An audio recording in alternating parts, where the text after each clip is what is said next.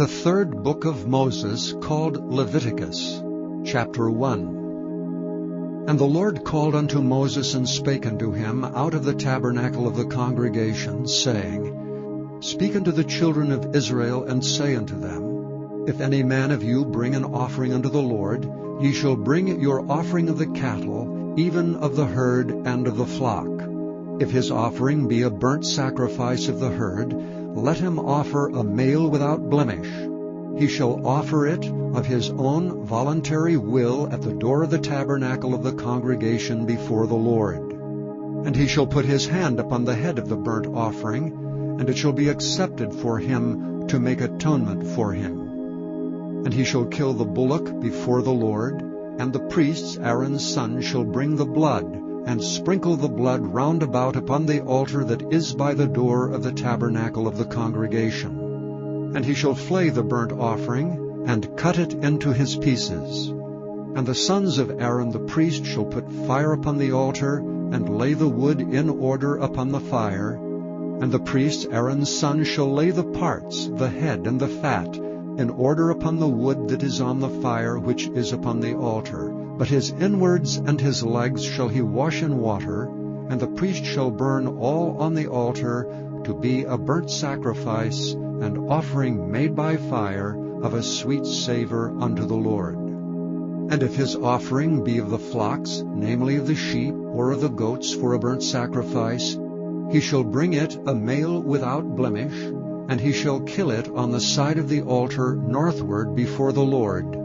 And the priest Aaron's son shall sprinkle his blood round about upon the altar. And he shall cut it into his pieces with his head and his fat, and the priest shall lay them in order on the wood that is on the fire which is upon the altar. But he shall wash the inwards and the legs with water, and the priest shall bring it all, and burn it upon the altar. It is a burnt sacrifice, and offering made by fire of a sweet savor unto the Lord. And if the burnt sacrifice for his offering to the Lord be of fowls, then he shall bring his offering of turtle doves or of young pigeons. And the priest shall bring it unto the altar, and wring off his head, and burn it on the altar.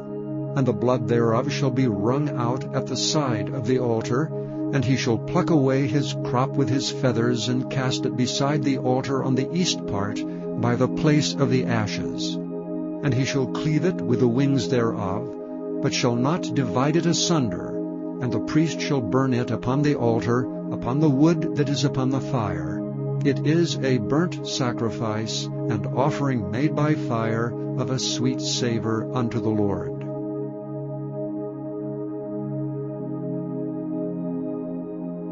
Chapter 2. And when any will offer a meat offering unto the Lord, his offering shall be of fine flour, and he shall pour oil upon it, and put frankincense thereon. And he shall bring it to Aaron's sons the priests, and he shall take thereout his handful of the flour thereof, and of the oil thereof, with all the frankincense thereof, and the priest shall burn the memorial of it upon the altar, to be an offering made by fire of a sweet savor unto the Lord. And the remnant of the meat offering shall be Aaron's and his sons. It is a thing most holy of the offerings of the Lord made by fire. And if thou bring an oblation of a meat offering, bacon in the oven, it shall be unleavened cakes of fine flour mingled with oil, or unleavened wafers anointed with oil. And if thy oblation be a meat offering, bacon in a pan, it shall be of fine flour unleavened, mingled with oil. Thou shalt part it in pieces, and pour oil thereon. It is a meat offering. And if thy oblation be a meat offering, bacon in the frying pan, it shall be made of fine flour with oil. And thou shalt bring the meat offering that is made of these things unto the Lord, and when it is presented unto the priest, he shall bring it unto the altar. And the priest shall take from the meat offering a memorial thereof, and shall burn it upon the altar. It is an offering made by fire of a sweet savor unto the Lord. And that which is left of the meat offering shall be Aaron's and his sons'. It is a thing most holy of the offerings of the Lord made by fire. No meat offering which ye shall bring unto the Lord shall be made with leaven, for ye shall burn no leaven nor any honey in any offering of the Lord made by fire. As for the oblation of the firstfruits, ye shall offer them unto the Lord, but they shall not be burnt on the altar for a sweet savour. And every oblation of thy meat offering shalt thou season with salt, neither shalt thou suffer the salt of the covenant of thy God to be lacking from thy meat offering. With all thine offerings thou shalt offer salt. And if thou offer a meat offering of thy firstfruits unto the Lord, thou shalt offer for the meat offering of thy firstfruits green ears of corn, dried by the fire, even corn beaten out of full ears. And thou shalt put oil upon it, and lay frankincense thereon. It is a meat offering. And the priest shall burn the memorial of it, part of the beaten corn thereof, and part of the oil thereof, with all the frankincense thereof. It is an offering made by fire unto the Lord.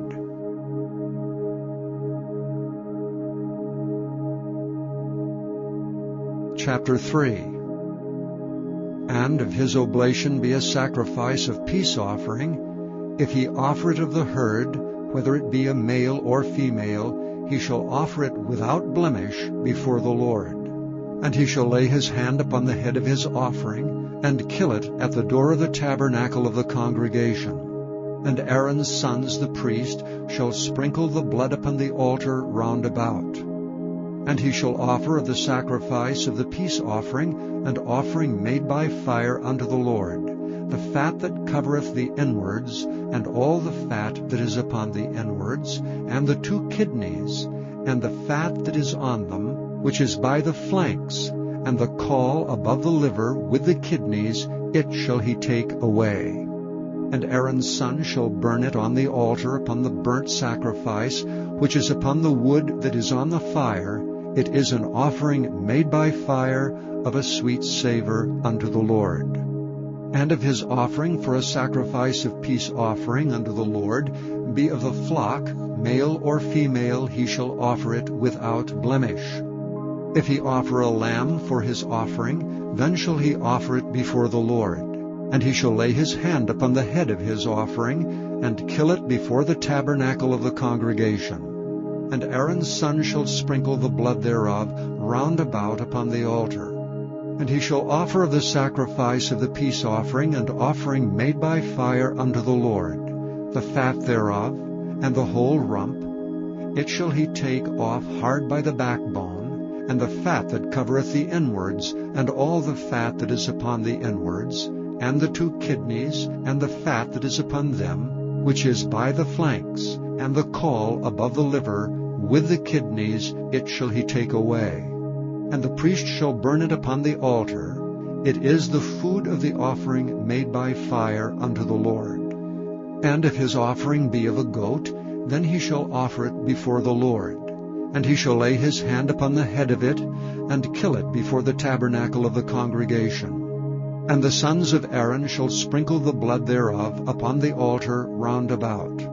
And he shall offer thereof his offering, even an offering made by fire unto the Lord, the fat that covereth the inwards, and all the fat that is upon the inwards, and the 2 kidneys, and the fat that is upon them, which is by the flanks, and the caul above the liver, with the kidneys, it shall he take away. And the priest shall burn them upon the altar. It is the food of the offering made by fire for a sweet savour. All the fat is the Lord's. It shall be a perpetual statute for your generations throughout all your dwellings, that ye eat neither fat nor blood.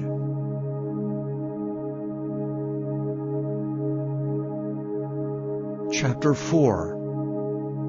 And the Lord spake unto Moses, saying, Speak unto the children of Israel, saying, If a soul shall sin through ignorance against any of the commandments of the Lord concerning things which ought not to be done, and shall do against any of them, if the priest that is anointed do sin according to the sin of the people, then let him bring for his sin which he hath sinned a young bullock without blemish unto the Lord for a sin offering. And he shall bring the bullock unto the door of the tabernacle of the congregation before the Lord, and shall lay his hand upon the bullock's head, and kill the bullock before the Lord. And the priest that is anointed shall take of the bullock's blood, and bring it to the tabernacle of the congregation. And the priest shall dip his finger in the blood, and sprinkle of the blood 7 times before the Lord, before the veil of the sanctuary. And the priest shall put some of the blood upon the horns of the altar of sweet incense before the Lord, which is in the tabernacle of the congregation, and shall pour all the blood of the bullock at the bottom of the altar of the burnt offering, which is at the door of the tabernacle of the congregation. And he shall take off from it all the fat of the bullock for the sin offering, the fat that covereth the inwards, and all the fat that is upon the inwards, and the 2 kidneys, and the fat that is upon them, which is by the flanks, and the caul above the liver with the kidneys, it shall he take away, as it was taken off from the bullock of the sacrifice of peace offerings, and the priest shall burn them upon the altar of the burnt offering. And the skin of the bullock, and all his flesh with his head, and with his legs, and his inwards, and his dung, even the whole bullock shall he carry forth without the camp unto a clean place, where the ashes are poured out, and burn him on the wood with fire. Where the ashes are poured out shall he be burnt. And if the whole congregation of Israel sin through ignorance, and the thing be hid from the eyes of the assembly, and they have done somewhat against any of the commandments of the Lord concerning things which should not be done, and are guilty, when the sin which they have sinned against it is known, then the congregation shall offer a young bullock for the sin, and bring him before the tabernacle of the congregation. And the elders of the congregation shall lay their hands upon the head of the bullock before the Lord, and the bullock shall be killed before the Lord. And the priest that is anointed shall bring of the bullock's blood to the tabernacle of the congregation. And the priest shall dip his finger in some of the blood, and sprinkle it 7 times before the Lord, even before the veil. And he shall put some of the blood upon the horns of the altar which is before the Lord, that is in the tabernacle of the congregation, and shall pour out all the blood at the bottom of the altar of the burnt offering, which is at the door of the tabernacle of the congregation. And he shall take all his fat from him, and burn it upon the altar. And he shall do with the bullock as he did with the bullock for a sin offering, so shall he do with this, and the priest shall make an atonement for them, and it shall be forgiven them. And he shall carry forth the bullock without the camp, and burn him as he burned the first bullock. It is a sin offering for the congregation. When a ruler hath sinned, and done somewhat through ignorance against any of the commandments of the Lord his God concerning things which should not be done, and is guilty, or if his sin, wherein he hath sinned, come to his knowledge, he shall bring his offering, a kid of the goats, a male without blemish. And he shall lay his hand upon the head of the goat, and kill it in the place where they kill the burnt offering before the Lord. It is a sin offering. And the priest shall take of the blood of the sin offering with his finger, and put it upon the horns of the altar of burnt offering, and shall pour out his blood at the bottom of the altar of burnt offering. And he shall burn all his fat upon the altar, as the fat of the sacrifice of peace offerings. And the priest shall make an atonement for him, as concerning his sin, and it shall be forgiven him. And if any one of the common people sin through ignorance, while he doeth somewhat against any of the commandments of the Lord concerning things which ought not to be done, and be guilty, or if his sin which he hath sinned come to his knowledge, then he shall bring his offering, a kid of the goats, a female without blemish, for his sin which he hath sinned. And he shall lay his hand upon the head of the sin offering, and slay the sin offering in the place of the burnt offering. And the priest shall take of the blood thereof with his finger, and put it upon the horns of the altar of burnt offering, and shall pour out all the blood thereof at the bottom of the altar. And he shall take away all the fat thereof, as the fat is taken away from off the sacrifice of peace offerings, and the priest shall burn it upon the altar for a sweet savor unto the Lord. And the priest shall make an atonement for him, and it shall be forgiven him. And if he bring a lamb for a sin offering, he shall bring it a female without blemish. And he shall lay his hand upon the head of the sin offering, and slay it for a sin offering in the place where they kill the burnt offering. And the priest shall take of the blood of the sin offering with his finger, and put it upon the horns of the altar of burnt offering, and shall pour out all the blood thereof at the bottom of the altar. And he shall take away all the fat thereof, as the fat of the lamb is taken away from the sacrifice of the peace offerings, and the priest shall burn them upon the altar according to the offerings made by fire unto the Lord. And the priest shall make an atonement for his sin that he hath committed, and it shall be forgiven him.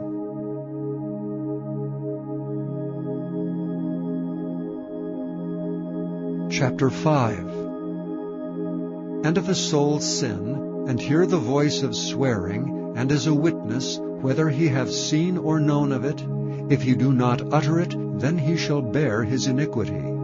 Or if a soul touch any unclean thing, whether it be a carcass of an unclean beast, or a carcass of unclean cattle, or the carcass of unclean creeping things, and if it be hidden from him, he also shall be unclean and guilty.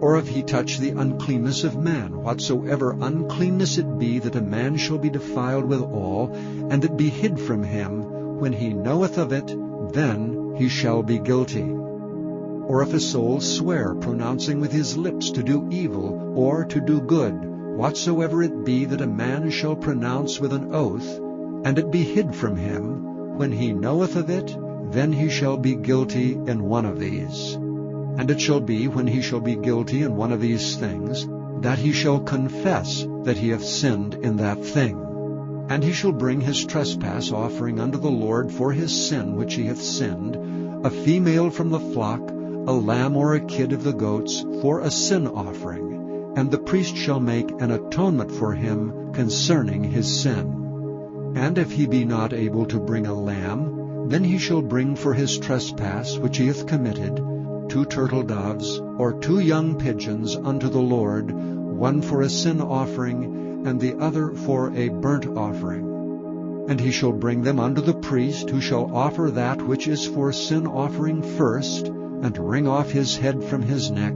but shall not divide it asunder. And he shall sprinkle of the blood of the sin offering upon the side of the altar, and the rest of the blood shall be wrung out at the bottom of the altar. It is a sin offering. And he shall offer the second for a burnt offering, according to the manner, and the priest shall make an atonement for him for his sin which he hath sinned, and it shall be forgiven him. But if he be not able to bring 2 turtle doves or 2 young pigeons, then he that sinneth shall bring for his offering the 10th part of an ephah of fine flour for a sin offering. He shall put no oil upon it, neither shall he put any frankincense thereon, for it is a sin offering. Then shall he bring it to the priest, and the priest shall take his handful of it, even a memorial thereof, and burn it on the altar, according to the offering made by fire unto the Lord. It is a sin offering. And the priest shall make an atonement for him as touching his sin that he hath sinned in one of these, and it shall be forgiven him. And the remnant shall be the priest's as a meat offering. And the Lord spake unto Moses, saying, If a soul commit a trespass, and sin through ignorance in the holy things of the Lord, then he shall bring for his trespass unto the Lord a ram without blemish out of the flocks, with thy estimation of shekels of silver, after the shekel of the sanctuary, for a trespass offering. And he shall make amends for the harm that he hath done in the holy thing, and shall add the 5th part thereto, and give it unto the priest. And the priest shall make an atonement for him with the ram of the trespass offering, and it shall be forgiven him. And if a soul sin, and commit any of these things which are forbidden to be done by the commandments of the Lord, though he wist it not, yet is he guilty, and shall bear his iniquity. And he shall bring a ram without blemish out of the flock, with thy estimation for a trespass offering unto the priest. And the priest shall make an atonement for him concerning his ignorance wherein he erred, and wist it not, and it shall be forgiven him. It is a trespass offering. He hath certainly trespassed against the Lord.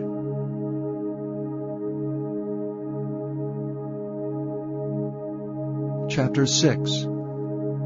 And the Lord spake unto Moses, saying, If a soul sin, and commit a trespass against the Lord, and lie unto his neighbor in that which was delivered him to keep, or in fellowship, or in a thing taken away by violence, or hath deceived his neighbor, or hath found that which was lost, and lieth concerning it, and sweareth falsely, in any of all these that a man doeth, sinning therein, then it shall be, because he hath sinned and is guilty, that he shall restore that which he took violently away, or the thing which he hath deceitfully gotten, or that which was delivered him to keep, or the lost thing which he found, or all that about which he hath sworn falsely. He shall even restore it in the principal, and shall add the 5th part more thereto, and give it unto him to whom it appertaineth, in the day of his trespass offering. And he shall bring his trespass offering unto the Lord, a ram without blemish out of the flock, with thy estimation for a trespass offering unto the priest. And the priest shall make an atonement for him before the Lord, and it shall be forgiven him for anything of all that he hath done in trespassing therein. And the Lord spake unto Moses, saying, Command Aaron and his sons, saying, This is the law of the burnt offering. It is the burnt offering because of the burning upon the altar all night unto the morning, and the fire of the altar shall be burning in it. And the priest shall put on his linen garment, and his linen breeches shall he put upon his flesh, and take up the ashes which the fire hath consumed, with the burnt offering on the altar, and he shall put them beside the altar. And he shall put off his garments, and put on other garments, and carry forth the ashes without the camp unto a clean place. And the fire upon the altar shall be burning in it, it shall not be put out, and the priest shall burn wood on it every morning, and lay the burnt offering in order upon it, and he shall burn thereon the fat of the peace offerings. The fire shall ever be burning upon the altar, it shall never go out. And this is the law of the meat offering. The sons of Aaron shall offer it before the Lord before the altar. And he shall take of it his handful of the flour of the meat offering, and of the oil thereof, and all the frankincense which is upon the meat offering, and shall burn it upon the altar for a sweet savor, even the memorial of it unto the Lord. And the remainder thereof shall Aaron and his sons eat. With unleavened bread shall it be eaten in the holy place. In the court of the tabernacle of the congregation they shall eat it. It shall not be baken with leaven. I have given it unto them for their portion of my offerings made by fire. It is most holy, as is the sin offering, and as the trespass offering. All the males among the children of Aaron shall eat of it. It shall be a statute forever in your generations concerning the offerings of the Lord made by fire. Every one that toucheth them shall be holy. And the Lord spake unto Moses, saying, This is the offering of Aaron and of his sons, which they shall offer unto the Lord in the day when he is anointed, the 10th part of an ephah fine flour for a meat offering perpetual, half of it in the morning, and half thereof at night. In a pan it shall be made with oil, and when it is baken, thou shalt bring it in, and the baken pieces of the meat offering shalt thou offer for a sweet savor unto the Lord. And the priest of his sons that is anointed in his stead shall offer it. It is a statute forever unto the Lord. It shall be wholly burnt. For every meat offering for the priest shall be wholly burnt. It shall not be eaten. And the Lord spake unto Moses, saying, Speak unto Aaron and to his sons, saying, This is the law of the sin offering. In the place where the burnt offering is killed shall the sin offering be killed before the Lord. It is most holy. The priest that offereth it for sin shall eat it, and the holy place shall it be eaten, in the court of the tabernacle of the congregation. Whatsoever shall touch the flesh thereof shall be holy, and when there is sprinkled of the blood thereon upon any garment, thou shalt wash that whereon it was sprinkled in the holy place. But the earthen vessel wherein it is sodden shall be broken, and if it be sodden in a brazen pot, it shall be both scoured and rinsed in water.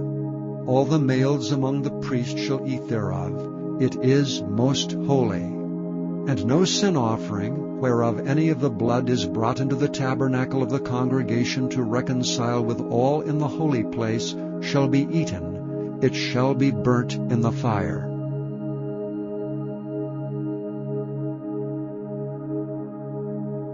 Chapter 7. Likewise, this is the law of the trespass offering. It is most holy. In the place where they kill the burnt offering shall they kill the trespass offering, and the blood thereof shall be sprinkled round about upon the altar. And he shall offer of it all the fat thereof, the rump and the fat that covereth the inwards, and the 2 kidneys, and the fat that is on them, which is by the flanks, and the caul that is above the liver with the kidneys, it shall he take away. And the priest shall burn them upon the altar for an offering made by fire unto the Lord.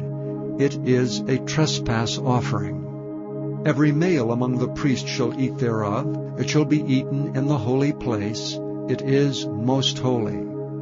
As the sin offering is, so is the trespass offering. There is one law for them. The priest that maketh atonement therewith shall have it. And the priest that offereth any man's burnt offering, even the priest shall have to himself the skin of the burnt offering which he hath offered, and all the meat offering that is baken in the oven, and all that is dressed in the frying pan, and in the pan shall be the priest's that offereth it. And every meat offering mingled with oil and dry shall all the sons of Aaron have, one as much as another. And this is the law of the sacrifice of peace offerings which he shall offer unto the Lord. If he offer it for a thanksgiving, then he shall offer with the sacrifice of thanksgiving unleavened cakes mingled with oil, and unleavened wafers anointed with oil, and cakes mingled with oil of fine flour fried. Besides the cakes, he shall offer for his offering leavened bread with the sacrifice of thanksgiving of his peace offerings. And of it he shall offer one out of a whole oblation for an heave offering unto the Lord, and it shall be the priest's that sprinkleth the blood of the peace offerings. And the flesh of the sacrifice of his peace offerings for thanksgiving shall be eaten the same day that it is offered. He shall not leave any of it until the morning. But if the sacrifice of his offering be a vow, or a voluntary offering, it shall be eaten the same day that he offereth his sacrifice, and on the morrow also the remainder of it shall be eaten. But the remainder of the flesh of the sacrifice of the 3rd day shall be burnt with fire.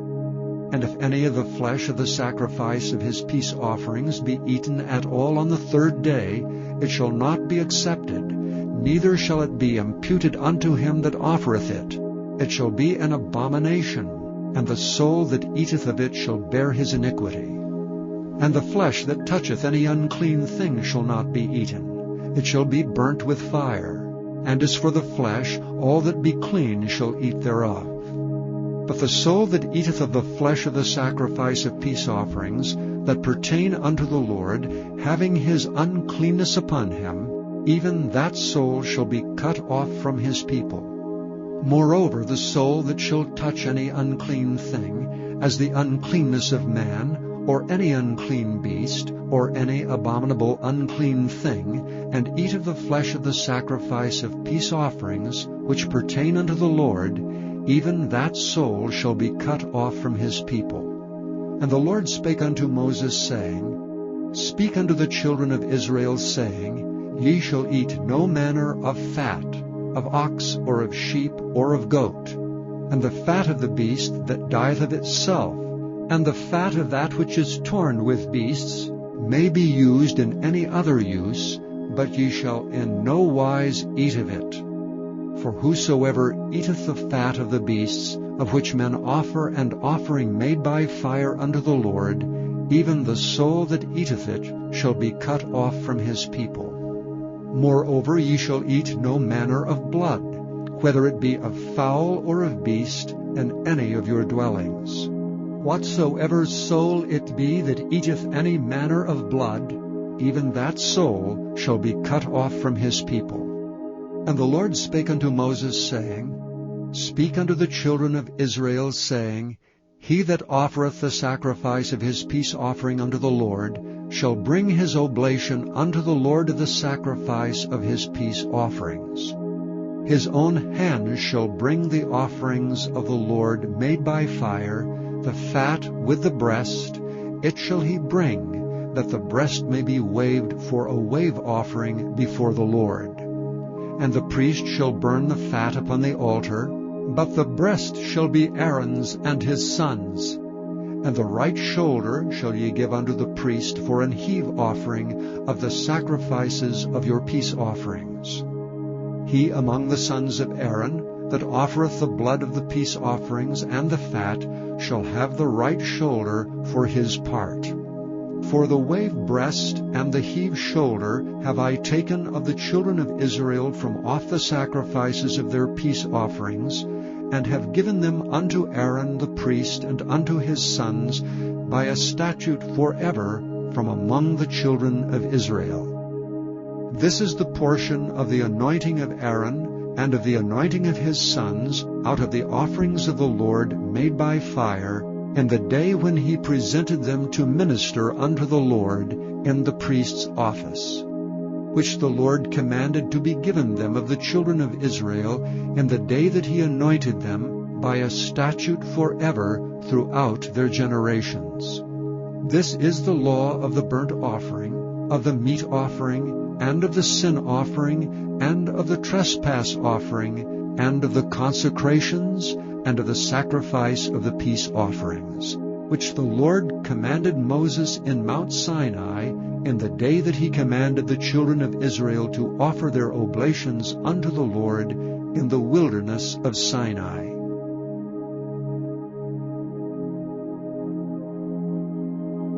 Chapter 8. And the Lord spake unto Moses, saying, Take Aaron and his sons with him, and the garments and the anointing oil, and a bullock for the sin offering, and 2 rams, and a basket of unleavened bread. And gather thou all the congregation together unto the door of the tabernacle of the congregation. And Moses did as the Lord commanded him. And the assembly was gathered together unto the door of the tabernacle of the congregation. And Moses said unto the congregation, This is the thing which the Lord commandeth to be done. And Moses brought Aaron and his sons, and washed them with water. And he put upon him the coat, and girded him with the girdle, and clothed him with the robe, and put the ephod upon him. And he girded him with the curious girdle of the ephod, and bound it unto him therewith. And he put the breastplate upon him. Also he put in the breastplate the Urim and the Thummim. And he put the mitre upon his head. Also upon the mitre, even upon the forefront, did he put the golden plate, the holy crown, as the Lord commanded Moses. And Moses took the anointing oil, and anointed the tabernacle, and all that was therein, and sanctified them. And he sprinkled thereof upon the altar 7 times, and anointed the altar and all his vessels, both the laver and his foot, to sanctify them. And he poured of the anointing oil upon Aaron's head, and anointed him to sanctify him. And Moses brought Aaron's sons, and put coats upon them, and girded them with girdles, and put bonnets upon them, as the Lord commanded Moses. And he brought the bullock for the sin offering, and Aaron and his sons laid their hands upon the head of the bullock for the sin offering. And he slew it, and Moses took the blood, and put it upon the horns of the altar round about with his finger, and purified the altar, and poured the blood at the bottom of the altar, and sanctified it to make reconciliation upon it. And he took all the fat that was upon the inwards, and the caul above the liver, and the 2 kidneys in their fat, and Moses burned it upon the altar. But the bullock and his hide, his flesh, and his dung he burnt with fire without the camp, as the Lord commanded Moses. And he brought the ram for the burnt offering, and Aaron and his sons laid their hands upon the head of the ram. And he killed it, and Moses sprinkled the blood upon the altar round about. And he cut the ram into pieces, and Moses burnt the head, and the pieces, and the fat. And he washed the inwards and the legs in water, and Moses burnt the whole ram upon the altar.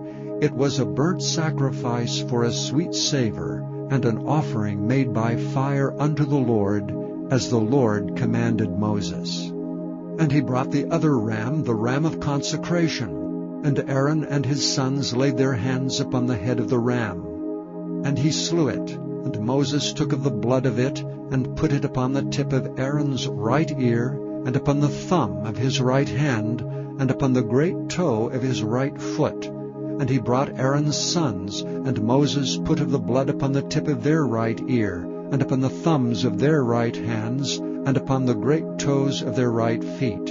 And Moses sprinkled the blood upon the altar round about. And he took the fat, and the rump, and all the fat that was upon the inwards, and the caul above the liver, and the 2 kidneys and their fat, and the right shoulder. And out of the basket of unleavened bread that was before the Lord, he took 1 unleavened cake, and a cake of oiled bread, and 1 wafer, and put them on the fat, and upon the right shoulder. And he put all upon Aaron's hands, and upon his sons' hands, and waved them for a wave offering before the Lord. And Moses took them from off their hands, and burnt them on the altar upon the burnt offering. They were consecrations for a sweet savor. It is an offering made by fire unto the Lord. And Moses took the breast and waved it for a wave offering before the Lord. For of the ram of consecration it was Moses' part, as the Lord commanded Moses. And Moses took of the anointing oil, and of the blood which was upon the altar, and sprinkled it upon Aaron, and upon his garments, and upon his sons, and upon his sons' garments with him, and sanctified Aaron, and his garments, and his sons' garments with him. And Moses said unto Aaron and to his sons, Boil the flesh at the door of the tabernacle of the congregation, and there eat it with the bread that is in the basket of consecration, as I commanded, saying, Aaron and his sons shall eat it. And that which remaineth of the flesh and of the bread shall ye burn with fire. And ye shall not go out of the door of the tabernacle of the congregation in 7 days, until the days of your consecration be at an end. For 7 days shall he consecrate you. And as he hath done this day, so the Lord hath commanded to do, to make an atonement for you. Therefore shall ye abide at the door of the tabernacle of the congregation, day and night, 7 days, and keep the charge of the Lord, that ye die not, for so I am commanded. So Aaron and his sons did all things which the Lord commanded by the hand of Moses.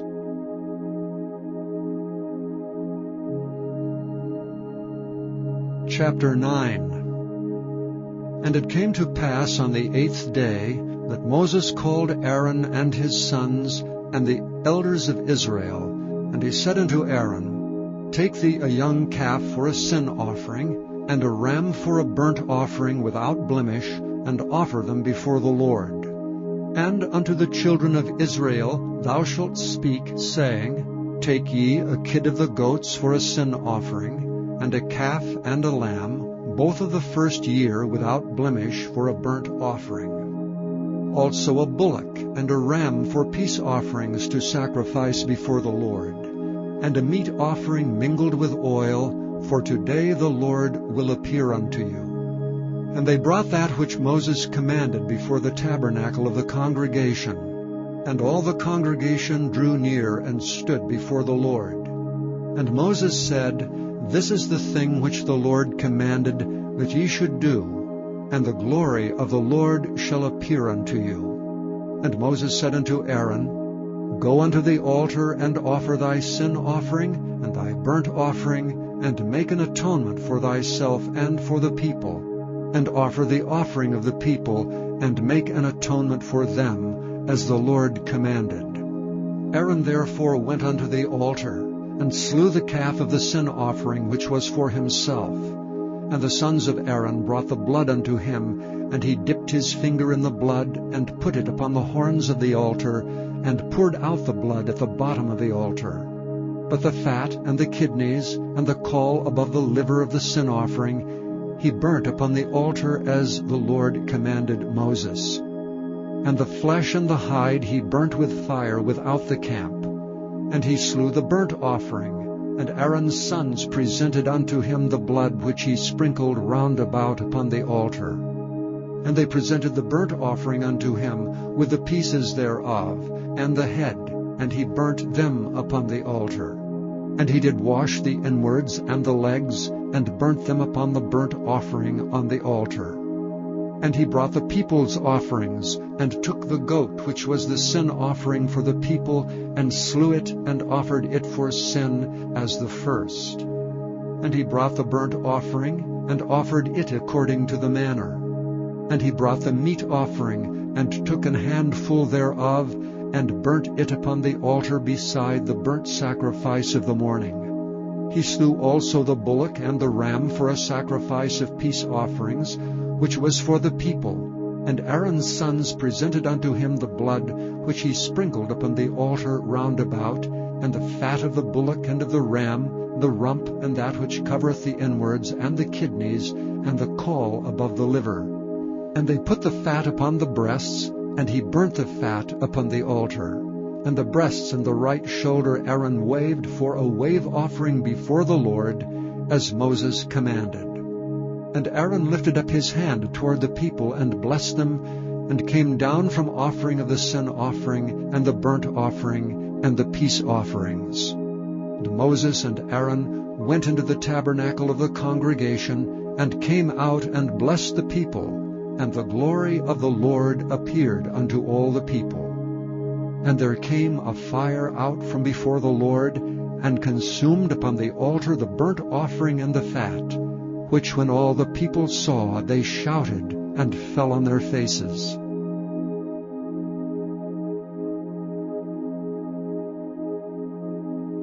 Chapter 10. And Nadab and Abihu, the sons of Aaron, took either of them his censer, and put fire therein, and put incense thereon, and offered strange fire before the Lord, which he commanded them not. And there went out fire from the Lord, and devoured them, and they died before the Lord. Then Moses said unto Aaron, This is it that the Lord spake, saying, I will be sanctified in them that come nigh me, and before all the people I will be glorified. And Aaron held his peace. And Moses called Mishael and Elzaphan the sons of Uzziel, the uncle of Aaron, and said unto them, Come near, carry your brethren from before the sanctuary out of the camp. So they went near and carried them in their coats out of the camp, as Moses had said. And Moses said unto Aaron, and unto Eleazar, and unto Ithamar his sons, Uncover not your heads, neither rend your clothes, lest ye die, and lest wrath come upon all the people. But let your brethren, the whole house of Israel, bewail the burning which the Lord hath kindled. And ye shall not go out from the door of the tabernacle of the congregation, lest ye die, for the anointing oil of the Lord is upon you. And they did according to the word of Moses. And the Lord spake unto Aaron, saying, Do not drink wine nor strong drink, thou nor thy sons with thee, when ye go into the tabernacle of the congregation, lest ye die. It shall be a statute forever throughout your generations, and that ye may put difference between holy and unholy, and between unclean and clean. and that ye may teach the children of Israel all the statutes which the Lord hath spoken unto them by the hand of Moses. And Moses spake unto Aaron, and unto Eleazar, and unto Ithamar his sons that were left, Take the meat offering that remaineth of the offerings of the Lord made by fire, and eat it without leaven beside the altar, for it is most holy. And ye shall eat it in the holy place, because it is thy due, and thy sons' due, of the sacrifices of the Lord made by fire, for so I am commanded. And the wave breast and heave shoulder shall ye eat in a clean place, thou and thy sons and thy daughters with thee, for they be thy due, and thy sons' due, which are given out of the sacrifices of peace offerings of the children of Israel. The heave shoulder and the wave breast shall they bring with the offerings made by fire of the fat, to wave it for a wave offering before the Lord. And it shall be thine and thy sons with thee by a statute forever, as the Lord hath commanded. And Moses diligently sought the goat of the sin offering, and behold, it was burnt. And he was angry with Eleazar and Ithamar, the sons of Aaron, which were left alive, saying, Wherefore have ye not eaten the sin offering in the holy place, seeing it is most holy, and God hath given it you to bear the iniquity of the congregation, to make atonement for them before the Lord? Behold, the blood of it was not brought in within the holy place. Ye should indeed have eaten it in the holy place, as I commanded. And Aaron said unto Moses, Behold, this day have they offered their sin offering and their burnt offering before the Lord, and such things have befallen me. And if I had eaten the sin offering today, should it have been accepted in the sight of the Lord? And when Moses heard that, he was content.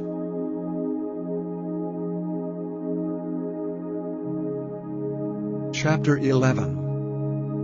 And the Lord spake unto Moses and to Aaron, saying unto them, Speak unto the children of Israel, saying, These are the beasts which ye shall eat among all the beasts that are on the earth. Whatsoever parteth the hoof, and is cloven-footed, and cheweth the cud among the beasts, that shall ye eat. Nevertheless, these shall ye not eat of them that chew the cud, or of them that divide the hoof. As the camel, because he cheweth the cud, but divideth not the hoof, he is unclean unto you. And the coney, because he cheweth the cud, but divideth not the hoof, he is unclean unto you. And the hare, because he cheweth the cud, but divideth not the hoof, he is unclean unto you. And the swine, though he divide the hoof, and be cloven-footed, yet he cheweth not the cud, he is unclean to you. Of their flesh shall ye not eat, and their carcasses shall ye not touch, they are unclean to you. These shall ye eat of all that are in the waters. Whatsoever hath fins and scales in the waters, in the seas and in the rivers, them shall ye eat. And all that have not fins and scales in the seas and in the rivers, and all that move in the waters, and of any living thing which is in the waters, they shall be an abomination unto you. They shall be even an abomination unto you. Ye shall not eat of their flesh, but ye shall have their carcasses in abomination. Whatsoever hath no fins nor scales in the waters, that shall be an abomination unto you. And these are they which ye shall have in abomination among the fowls. They shall not be eaten. They are an abomination: the eagle, and the ossifrage, and the osprey, and the vulture, and the kite after his kind, every raven after his kind, and the owl, and the nighthawk, and the cuckoo, and the hawk after his kind, and the little owl, and the cormorant, and the great owl, and the swan, and the pelican, and the gyre eagle, and the stork, the heron after her kind, and the lapwing, and the bat. All fowls that creep, going upon all four, shall be an abomination unto you. Yet these may ye eat of, every flying creeping thing that goeth upon all four, which have legs above their feet, to leap withal upon the earth. Even these of them ye may eat: the locust after his kind, and the bald locust after his kind, and the beetle after his kind, and the grasshopper after his kind. But all other flying, creeping things, which have 4 feet, shall be an abomination unto you. And for these ye shall be unclean. Whosoever toucheth the carcass of them shall be unclean until the even. And whosoever beareth aught of the carcass of them shall wash his clothes, and be unclean until the even. The carcasses of every beast which divideth the hoof, and is not cloven-footed, nor cheweth the cud, are unclean unto you. Every one that toucheth them shall be unclean.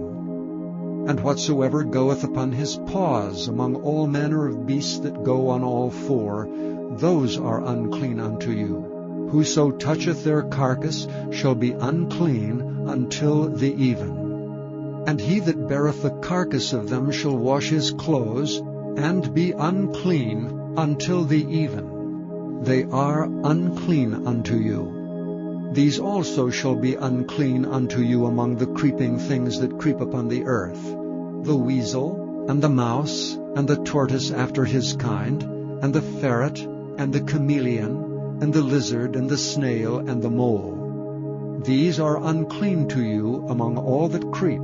Whosoever doth touch them, when they be dead, shall be unclean until the even. And upon whatsoever any of them, when they are dead, doth fall, it shall be unclean, whether it be any vessel of wood, or raiment, or skin, or sack, whatsoever vessel it be, wherein any work is done, it must be put into water, and it shall be unclean until the even, so it shall be cleansed. And every earthen vessel, whereinto any of them falleth, whatsoever is in it shall be unclean, and ye shall break it.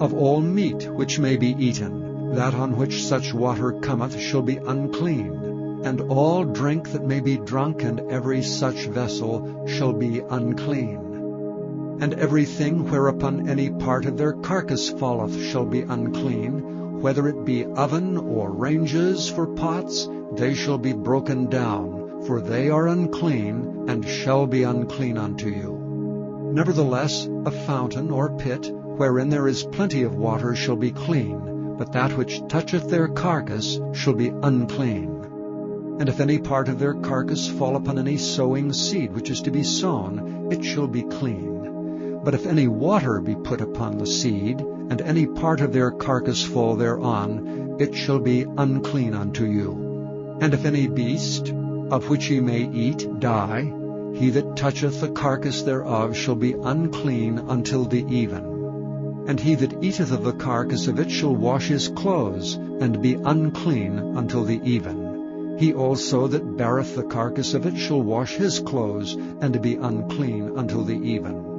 And every creeping thing that creepeth upon the earth shall be an abomination, it shall not be eaten. Whatsoever goeth upon the belly, whatsoever goeth upon all 4, or whatsoever hath more feet among all creeping things that creep upon the earth, them ye shall not eat, for they are an abomination. Ye shall not make yourselves abominable with any creeping thing that creepeth, neither shall ye make yourselves unclean with them, that ye should be defiled thereby.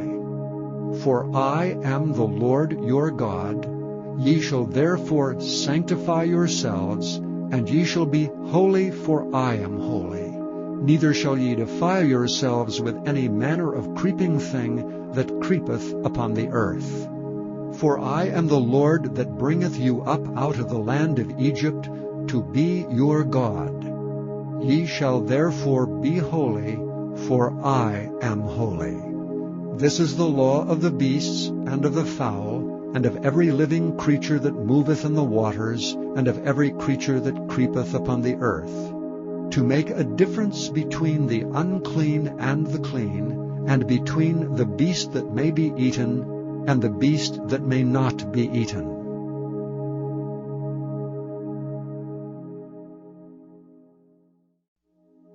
Chapter 12. And the Lord spake unto Moses, saying, Speak unto the children of Israel, saying, If a woman have conceived seed, and born a man-child, then she shall be unclean 7 days. According to the days of the separation of her infirmity shall she be unclean. And in the 8th day the flesh of his foreskin shall be circumcised, and she shall then continue in the blood of her purifying 33 days. She shall touch no hallowed thing, nor come into the sanctuary, until the days of her purifying be fulfilled. But if she bear a maid child, then she shall be unclean 2 weeks, as in her separation. And she shall continue in the blood of her purifying 66 days. And when the days of her purifying are fulfilled, for a son or for a daughter, she shall bring a lamb of the 1st year for a burnt offering, and a young pigeon or a turtle dove for a sin offering unto the door of the tabernacle of the congregation unto the priest, who shall offer it before the Lord, and make an atonement for her. And she shall be cleansed from the issue of her blood. This is the law for her that hath borne a male or a female. And if she be not able to bring a lamb, then she shall bring 2 turtles, or 2 young pigeons, the one for the burnt offering, and the other for a sin offering. And the priest shall make an atonement for her, and she shall be clean.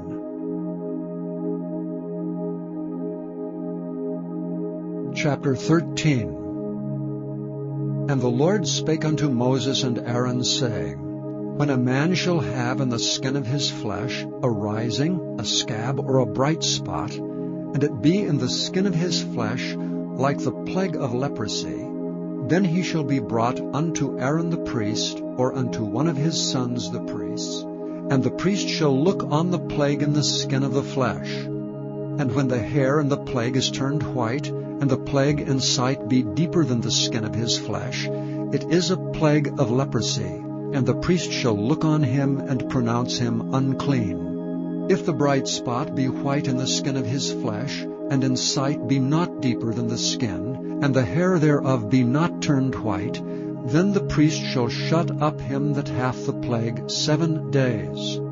And the priest shall look on him the 7th day, and behold, if the plague in his sight be at a stay, and the plague spread not in the skin, then the priest shall shut him up 7 days more. And the priest shall look on him again the 7th day, and behold, if the plague be somewhat dark, and the plague spread not in the skin, the priest shall pronounce him clean. It is but a scab, and he shall wash his clothes, and be clean. But if the scab spread much abroad in the skin, after that he hath been seen of the priest for his cleansing, he shall be seen of the priest again. And if the priest see that, behold, the scab spreadeth in the skin, then the priest shall pronounce him unclean. It is a leprosy. When the plague of leprosy is in a man, he shall be brought unto the priest. And the priest shall see him, and behold, if the rising be white in the skin, and it have turned the hair white, and there be quick raw flesh in the rising, it is an old leprosy in the skin of his flesh, and the priest shall pronounce him unclean, and shall not shut him up, for he is unclean. And if a leprosy break out abroad in the skin, and the leprosy cover all the skin of him that hath the plague, from his head even to his foot, wheresoever the priest looketh, then the priest shall consider, and behold, if the leprosy have covered all his flesh, he shall pronounce him clean that hath the plague. It is all turned white, he is clean.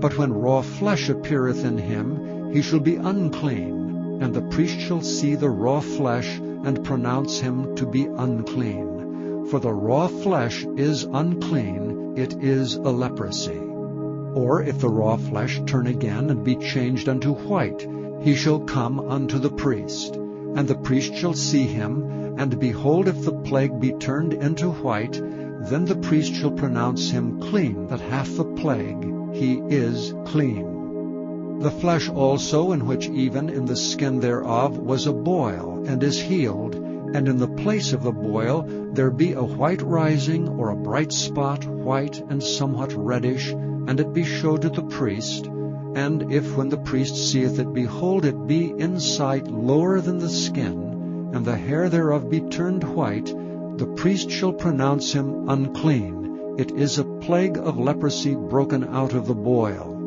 But if the priest look on it, and behold, there be no white hairs therein, and if it be not lower than the skin, but be somewhat dark, then the priest shall shut him up 7 days. And if it spread much abroad in the skin, then the priest shall pronounce him unclean. It is a plague. But if the bright spots stay in his place, and spread not, it is a burning boil, and the priest shall pronounce him clean. Or if there be any flesh in the skin, whereof there is a hot burning, and the quick flesh that burneth have a white bright spot, somewhat reddish or white, then the priest shall look upon it. And behold, if the hair in the bright spot be turned white, and if it be in sight deeper than the skin, it is a leprosy broken out of the burning. Wherefore the priest shall pronounce him unclean. It is the plague of leprosy. But if the priest look on it, and behold, there be no white hair in the bright spot, and it be no lower than the other's skin, but be somewhat dark, then the priest shall shut him up 7 days. And the priest shall look upon him the 7th day, and if it be spread much abroad in the skin, then the priest shall pronounce him unclean. It is the plague of leprosy. And if the bright spot stay in his place, and spread not in the skin, but it be somewhat dark, it is a rising of the burning, and the priest shall pronounce him clean, for it is an inflammation of the burning. If a man or woman have a plague upon the head or the beard, then the priest shall see the plague, and behold, if it be in sight deeper than the skin, and there be in it a yellow thin hair, then the priest shall pronounce him unclean. It is a dry scall, even a leprosy upon the head or beard. And if the priest look on the plague of the scall, and behold, it be not in sight deeper than the skin, and that there is no black hair in it, then the priest shall shut him up that hath a plague of the scall 7 days. And in the 7th day the priest shall look on the plague, and behold, if the scall spread not, and there be in it no yellow hair, and the scall be not in sight deeper than the skin, he shall be shaven, but the scall shall he not shave, and the priest shall shut him up that hath the scall 7 days more. And in the 7th day the priest shall look on the scall, and behold, if the scall be not spread in the skin, nor be in sight deeper than the skin, then the priest shall pronounce him clean, and he shall wash his clothes, and be clean. But if the scall spread abroad much in the skin after his cleansing, then the priest shall look on him, and behold, if the scall be spread in the skin, the priest shall not seek for yellow hair. He is unclean. But if the scall be in his sight at a stay, and that there is black hair grown up therein, the scall is healed. He is clean, and the priest shall pronounce him clean. If a man also or a woman have in the skin of their flesh bright spots, even white bright spots, then the priest shall look. And behold, if the bright spots in the skin of their flesh be darkish white, it is a freckled spot that groweth in the skin. He is clean. And the man whose hair is fallen off his head, he is bald, yet he is clean. And he that hath his hair fallen off from part of his head toward his face, he is forehead bald, yet he is clean. And if there be in the bald head or bald forehead a white reddish sore, it is a leprosy sprung up in his bald head or his bald forehead.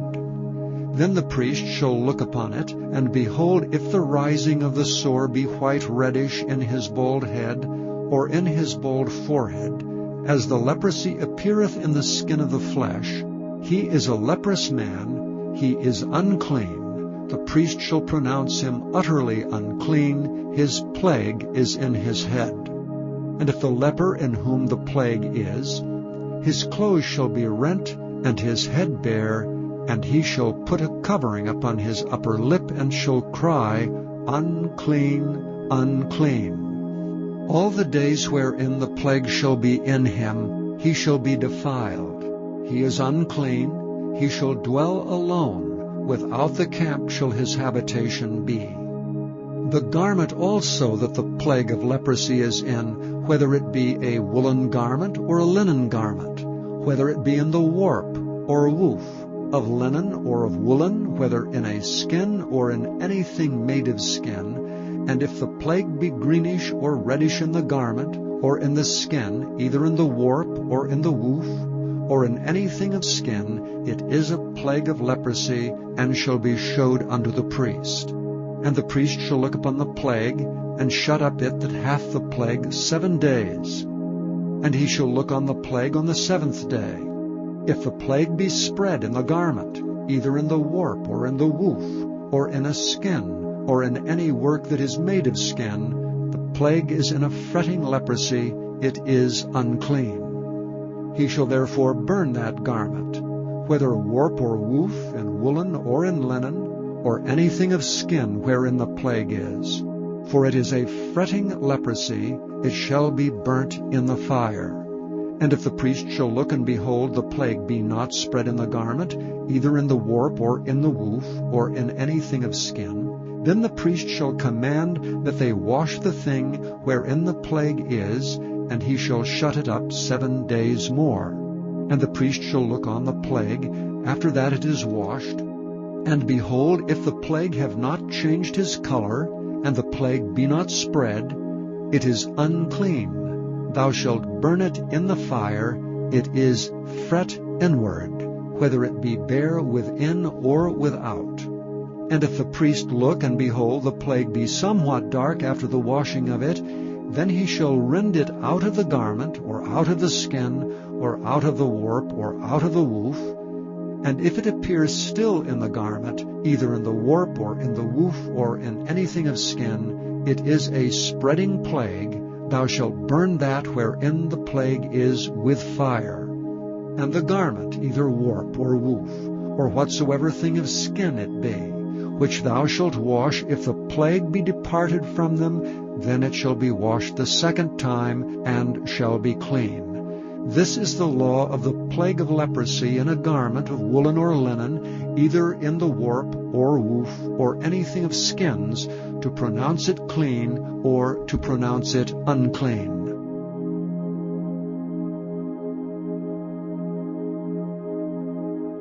Chapter 14. And the Lord spake unto Moses, saying, This shall be the law of the leper in the day of his cleansing. He shall be brought unto the priest. And the priest shall go forth out of the camp, and the priest shall look, and behold, if the plague of leprosy be healed in the leper, then shall the priest command to take for him that is to be cleansed 2 birds alive and clean, and cedar wood, and scarlet, and hyssop. And the priest shall command that one of the birds be killed in an earthen vessel over running water. As for the living bird, he shall take it, and the cedar wood, and the scarlet, and the hyssop, and shall dip them and the living bird in the blood of the bird that was killed over the running water. And he shall sprinkle upon him that is to be cleansed from the leprosy 7 times, and shall pronounce him clean, and shall let the living bird loose into the open field. And he that is to be cleansed shall wash his clothes, and shave off all his hair, and wash himself in water, that he may be clean. And after that he shall come into the camp, and shall tarry abroad out of his tent 7 days. But it shall be on the 7th day that he shall shave all his hair off his head, and his beard, and his eyebrows, even all his hair he shall shave off. And he shall wash his clothes, also he shall wash his flesh in water, and he shall be clean.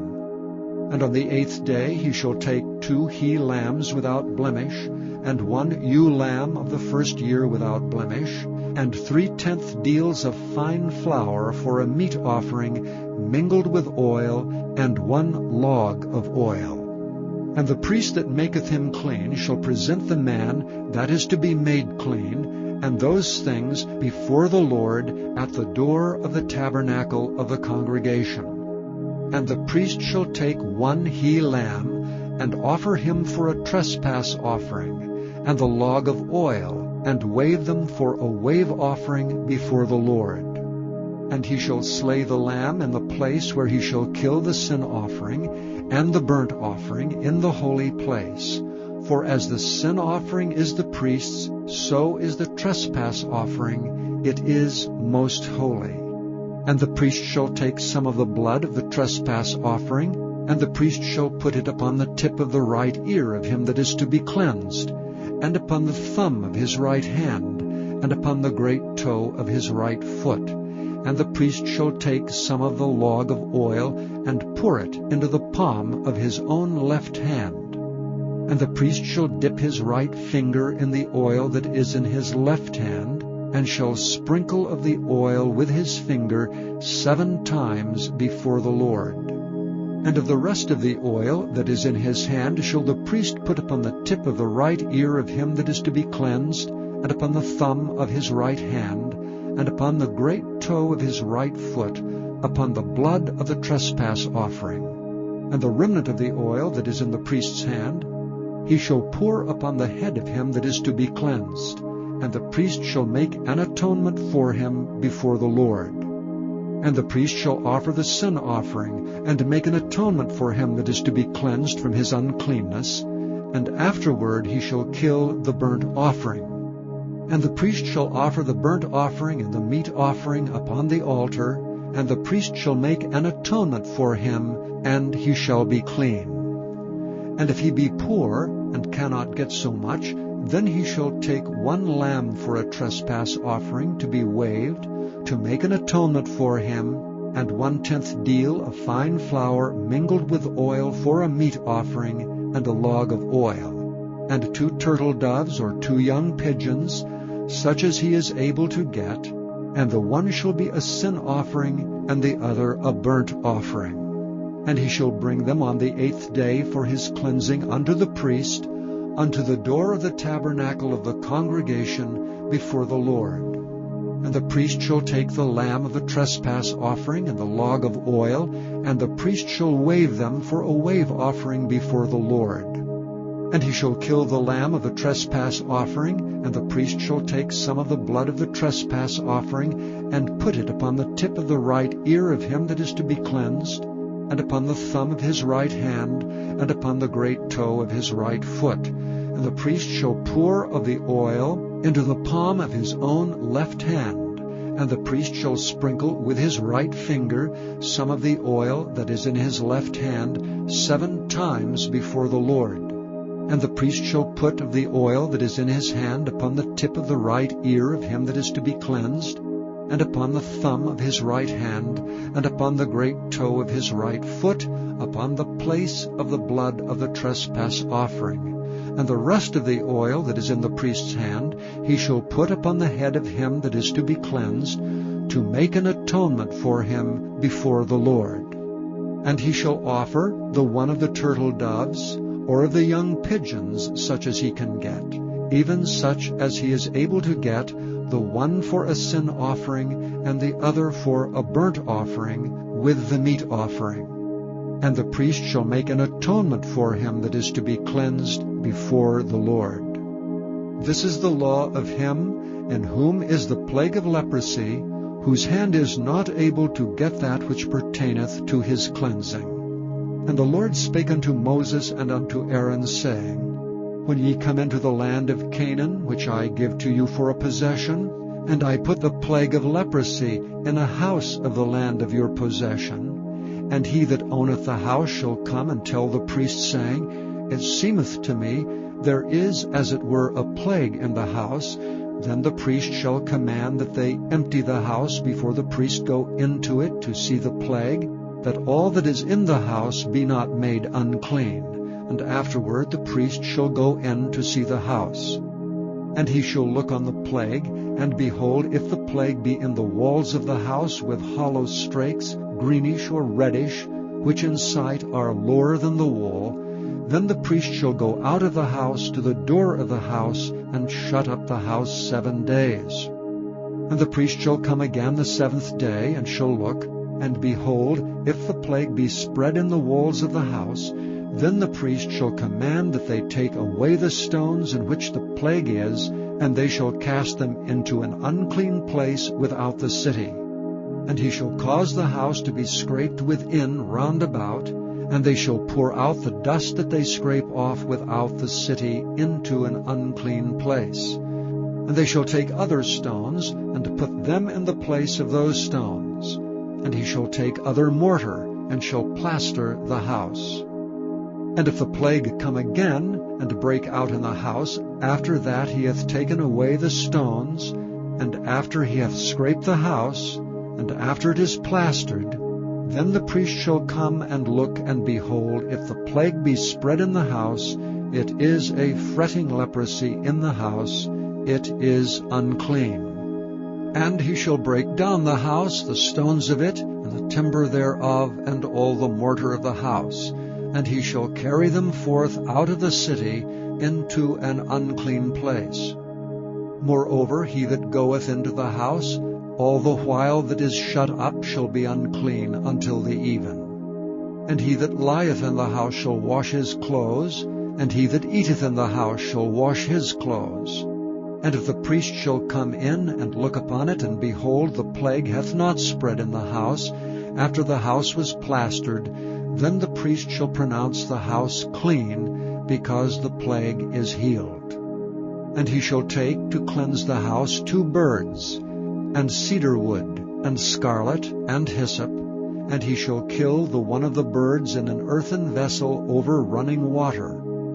And he shall take the cedar wood, and the hyssop, and the scarlet, and the living bird, and dip them in the blood of the slain bird, and in the running water, and sprinkle the house 7 times. And he shall cleanse the house with the blood of the bird, and with the running water, and with the living bird, and with the cedar wood, and with the hyssop, and with the scarlet. But he shall let go the living bird out of the city into the open fields, and make an atonement for the house, and it shall be clean. This is the law for all manner of plague of leprosy and scall, and for the leprosy of a garment, and of a house, and for a rising, and for a scab, and for a bright spot, to teach when it is unclean, and when it is clean. This is the law of leprosy.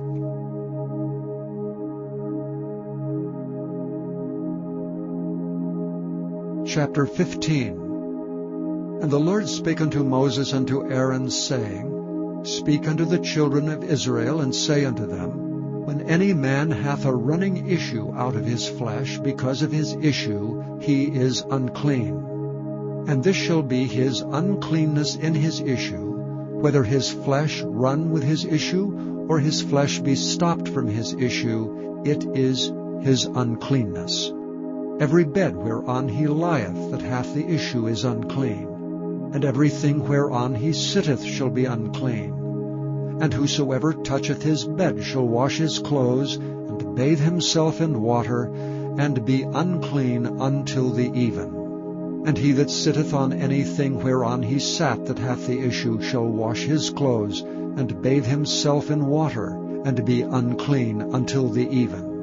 And he that toucheth the flesh of him that hath the issue shall wash his clothes, and bathe himself in water, and be unclean until the even. And if he that hath the issue spit upon him that is clean, then he shall wash his clothes, and bathe himself in water, and be unclean until the even. And what saddle soever he rideth upon that hath the issue shall be unclean. And whosoever toucheth anything that was under him shall be unclean until the even. And he that beareth any of these things shall wash his clothes, and bathe himself in water, and be unclean until the even. And whomsoever he toucheth that hath the issue, and hath not rinsed his hands in water, he shall wash his clothes, and bathe himself in water, and be unclean until the even. And the vessel of earth that he touched, which hath the issue, shall be broken, and every vessel of wood shall be rinsed in water. And when he that hath an issue is cleansed of his issue, then he shall number to himself 7 days for his cleansing, and wash his clothes, and bathe his flesh in running water, and shall be clean.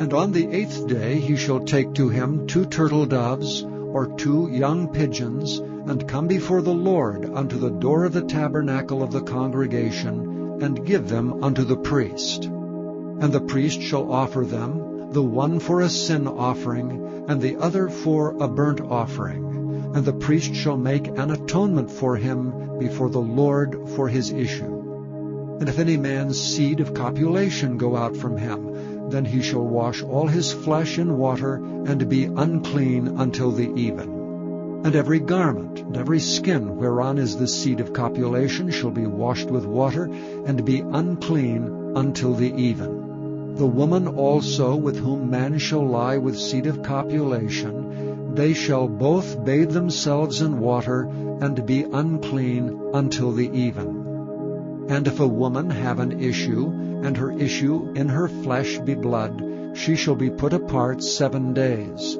And whosoever toucheth her shall be unclean until the even. And everything that she lieth upon in her separation shall be unclean. Everything also that she sitteth upon shall be unclean. And whosoever toucheth her bed shall wash his clothes, and bathe himself in water, and be unclean until the even. And whosoever toucheth anything that she sat upon shall wash his clothes, and bathe himself in water, and be unclean until the even. And if it be on her bed, or on anything whereon she sitteth, when he toucheth it, he shall be unclean until the even. And if any man lie with her at all, and her flowers be upon him, he shall be unclean 7 days, and all the bed whereon he lieth shall be unclean. And if a woman have an issue of her blood many days out of the time of her separation, or if it run beyond the time of her separation, all the days of the issue of her uncleanness shall be as the days of her separation, she shall be unclean. Every bed whereon she lieth all the days of her issue shall be unto her as the bed of her separation, and whatsoever she sitteth upon shall be unclean as the uncleanness of her separation. And whosoever toucheth those things shall be unclean, and shall wash his clothes, and bathe himself in water, and be unclean until the even. But if she be cleansed of her issue, then she shall number to herself 7 days, and after that she shall be clean. And on the 8th day she shall take unto her 2 turtles, or 2 young pigeons, and bring them unto the priest to the door of the tabernacle of the congregation. And the priest shall offer the one for a sin offering, and the other for a burnt offering. And the priest shall make an atonement for her before the Lord for the issue of her uncleanness. Thus shall ye separate the children of Israel from their uncleanness, that they die not in their uncleanness when they defile my tabernacle that is among them. This is the law of him that hath an issue, and of him whose seed goeth from him, and is defiled therewith, and of her that is sick of her flowers, and of him that hath an issue, of the man and of the woman, and of him that lieth with her that is unclean.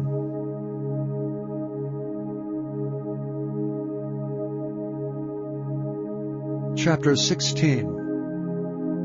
And the Lord spake unto Moses after the death of the 2 sons of Aaron, when they offered before the Lord and died. And the Lord said unto Moses, Speak unto Aaron thy brother, that he come not at all times into the holy place within the veil before the mercy seat, which is upon the ark, that he die not. For I will appear in the cloud upon the mercy seat. Thus shall Aaron come into the holy place, with a young bullock for a sin offering, and a ram for a burnt offering. He shall put on the holy linen coat, and he shall have the linen breeches upon his flesh, and shall be girded with a linen girdle, and with a linen mitre shall he be attired. These are holy garments, therefore shall he wash his flesh in water, and so put them on. And he shall take of the congregation of the children of Israel 2 kids of the goats for a sin offering, and 1 ram for a burnt offering. And Aaron shall offer his bullock of the sin offering, which is for himself, and make an atonement for himself and for his house. And he shall take the 2 goats, and present them before the Lord at the door of the tabernacle of the congregation.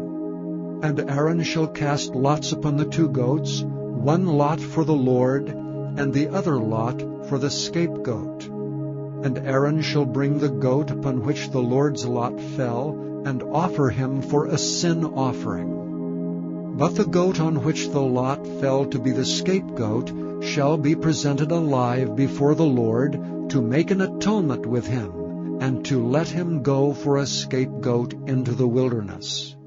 And Aaron shall bring the bullock of the sin offering, which is for himself, and shall make an atonement for himself and for his house, and shall kill the bullock of the sin offering which is for himself. And he shall take a censer full of burning coals of fire from off the altar before the Lord, and his hands full of sweet incense beaten small, and bring it within the veil. And he shall put the incense upon the fire before the Lord, that the cloud of the incense may cover the mercy seat that is upon the testimony, that he die not. And he shall take of the blood of the bullock, and sprinkle it with his finger upon the mercy seat eastward, and before the mercy seat shall he sprinkle of the blood with his finger 7 times.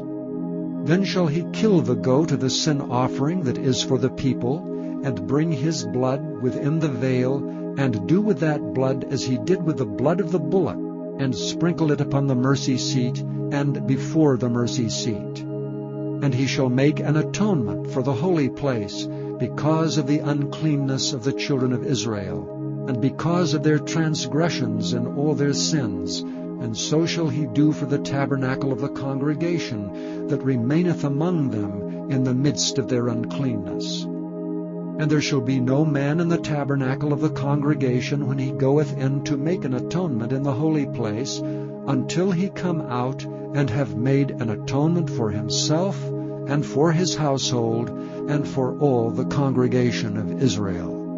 And he shall go out unto the altar that is before the Lord, and make an atonement for it, and shall take of the blood of the bullock and of the blood of the goat, and put it upon the horns of the altar round about. And he shall sprinkle of the blood upon it with his finger 7 times, and cleanse it, and hallow it from the uncleanness of the children of Israel. And when he hath made an end of reconciling the holy place, and the tabernacle of the congregation, and the altar, he shall bring the live goat. And Aaron shall lay both his hands upon the head of the live goat, and confess over him all the iniquities of the children of Israel, and all their transgressions and all their sins, putting them upon the head of the goat, and shall send him away by the hand of a fit man into the wilderness. And the goat shall bear upon him all their iniquities unto a land not inhabited, and he shall let go the goat in the wilderness. And Aaron shall come into the tabernacle of the congregation, and shall put off the linen garments which he put on when he went into the holy place, and shall leave them there. And he shall wash his flesh with water in the holy place, and put on his garments, and come forth, and offer his burnt offering and the burnt offering of the people, and make an atonement for himself and for the people. And the fat of the sin offering shall he burn upon the altar. And he that let go the goat for the scapegoat shall wash his clothes, and bathe his flesh in water, and afterward come into the camp. And the bullock for the sin offering, and the goat for the sin offering, whose blood was brought in to make atonement for the holy place, shall one carry forth without the camp, and they shall burn in the fire their skins and their flesh and their dung. And he that burneth them shall wash his clothes, and bathe his flesh in water, and afterward he shall come into the camp. And this shall be a statute forever unto you, that in the 7th month, on the 10th day of the month, ye shall afflict your souls, and do no work at all, whether it be one of your own country or a stranger that sojourneth among you. For on that day shall the priest make an atonement for you, to cleanse you, that ye may be clean from all your sins before the Lord. It shall be a Sabbath of rest unto you, and ye shall afflict your souls by a statute forever. And the priest, whom he shall anoint, and whom he shall consecrate to minister in the priest's office in his father's stead, shall make the atonement, and shall put on linen clothes, even the holy garments. And he shall make an atonement for the holy sanctuary, and he shall make an atonement for the tabernacle of the congregation, and for the altar, and he shall make an atonement for the priests, and for all the people of the congregation. And this shall be an everlasting statute unto you, to make an atonement for the children of Israel and all their sins once a year. And he did as the Lord commanded Moses.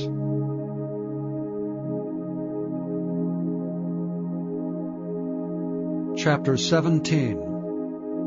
And the Lord spake unto Moses, saying, Speak unto Aaron, and unto his sons, and unto all the children of Israel, and say unto them, This is the thing which the Lord hath commanded, saying, What man soever there be of the house of Israel that killeth an ox, or lamb, or goat in the camp, or that killeth it out of the camp, and bringeth it not unto the door of the tabernacle of the congregation, to offer an offering unto the Lord before the tabernacle of the Lord, blood shall be imputed unto that man.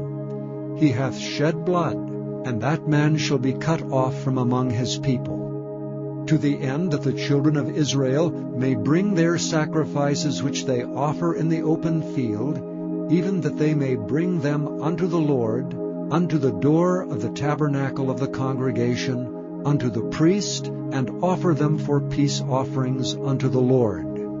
And the priest shall sprinkle the blood upon the altar of the Lord at the door of the tabernacle of the congregation, and burn the fat for a sweet savor unto the Lord. And they shall no more offer their sacrifices unto devils, after whom they have gone a-whoring. This shall be a statute forever unto them throughout their generations. And thou shalt say unto them, Whatsoever man there be of the house of Israel, or of the strangers which sojourn among you, that offereth a burnt offering or sacrifice, and bringeth it not unto the door of the tabernacle of the congregation to offer it unto the Lord, even that man shall be cut off from among his people. And whatsoever man there be of the house of Israel, or of the strangers that sojourn among you, that eateth any manner of blood, I will even set my face against that soul that eateth blood, and will cut him off from among his people. For the life of the flesh is in the blood, and I have given it to you upon the altar, to make an atonement for your souls, for it is the blood that maketh an atonement for the soul. Therefore I said unto the children of Israel, No soul of you shall eat blood, neither shall any stranger that sojourneth among you eat blood.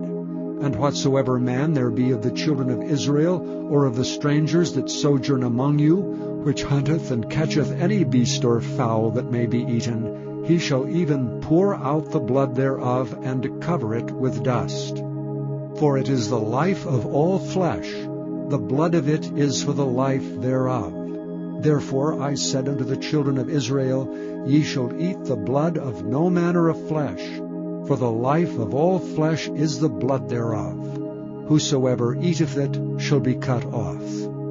And every soul that eateth that which died of itself, or that which was torn with beasts, whether it be one of your own country or a stranger, he shall both wash his clothes, and bathe himself in water, and be unclean until the even. Then shall he be clean. But if he wash them not, nor bathe his flesh, then he shall bear his iniquity.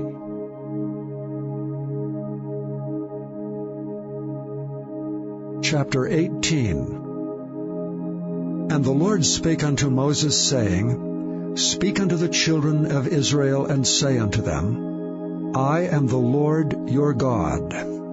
After the doings of the land of Egypt, wherein ye dwelt, shall ye not do. And after the doings of the land of Canaan, whither I bring you, shall ye not do. Neither shall ye walk in their ordinances. Ye shall do my judgments, and keep mine ordinances to walk therein. I am the Lord your God. Ye shall therefore keep my statutes and my judgments, which if a man do, he shall live in them. I am the Lord.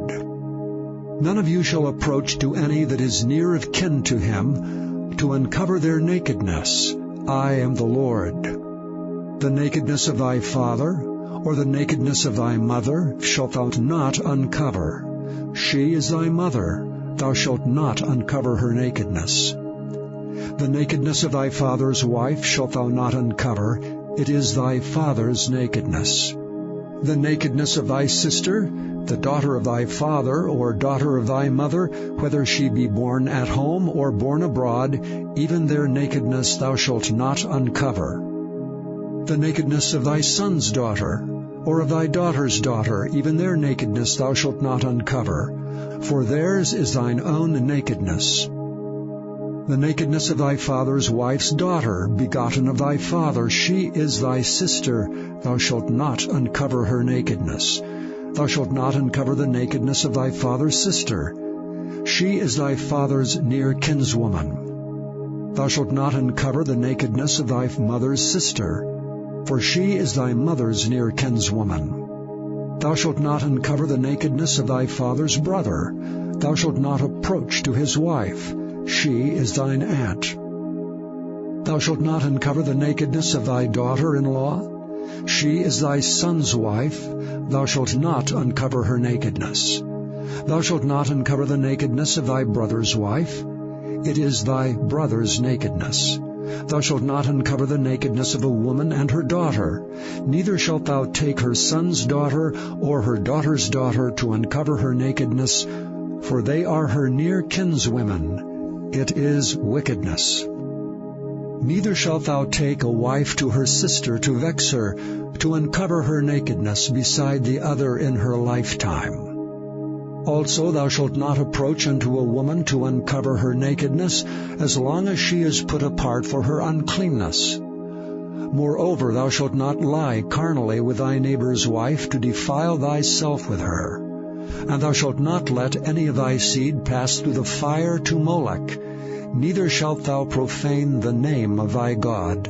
I am the Lord. Thou shalt not lie with mankind, as with womankind, it is abomination. Neither shalt thou lie with any beast to defile thyself therewith, neither shall any woman stand before a beast to lie down thereto, it is confusion. Defile not ye yourselves in any of these things, for in all these the nations are defiled which I cast out before you, and the land is defiled.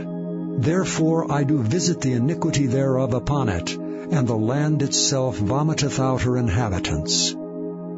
Ye shall therefore keep my statutes and my judgments, and shall not commit any of these abominations, neither any of your own nation, nor any stranger that sojourneth among you. For all these abominations have the men of the land done, which were before you, and the land is defiled. That the land spew not you out also when ye defile it, as it spewed out the nations that were before you. For whosoever shall commit any of these abominations, even the souls that commit them shall be cut off from among their people.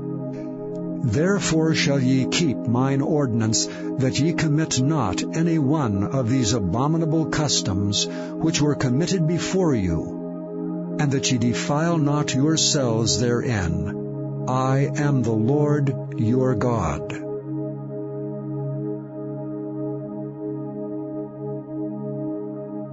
Chapter 19. And the Lord spake unto Moses, saying, Speak unto all the congregation of the children of Israel, and say unto them, Ye shall be holy, for I, the Lord your God, am holy. Ye shall fear every man his mother and his father, and keep my Sabbaths. I am the Lord your God. Turn ye not unto idols, nor make to yourselves molten gods.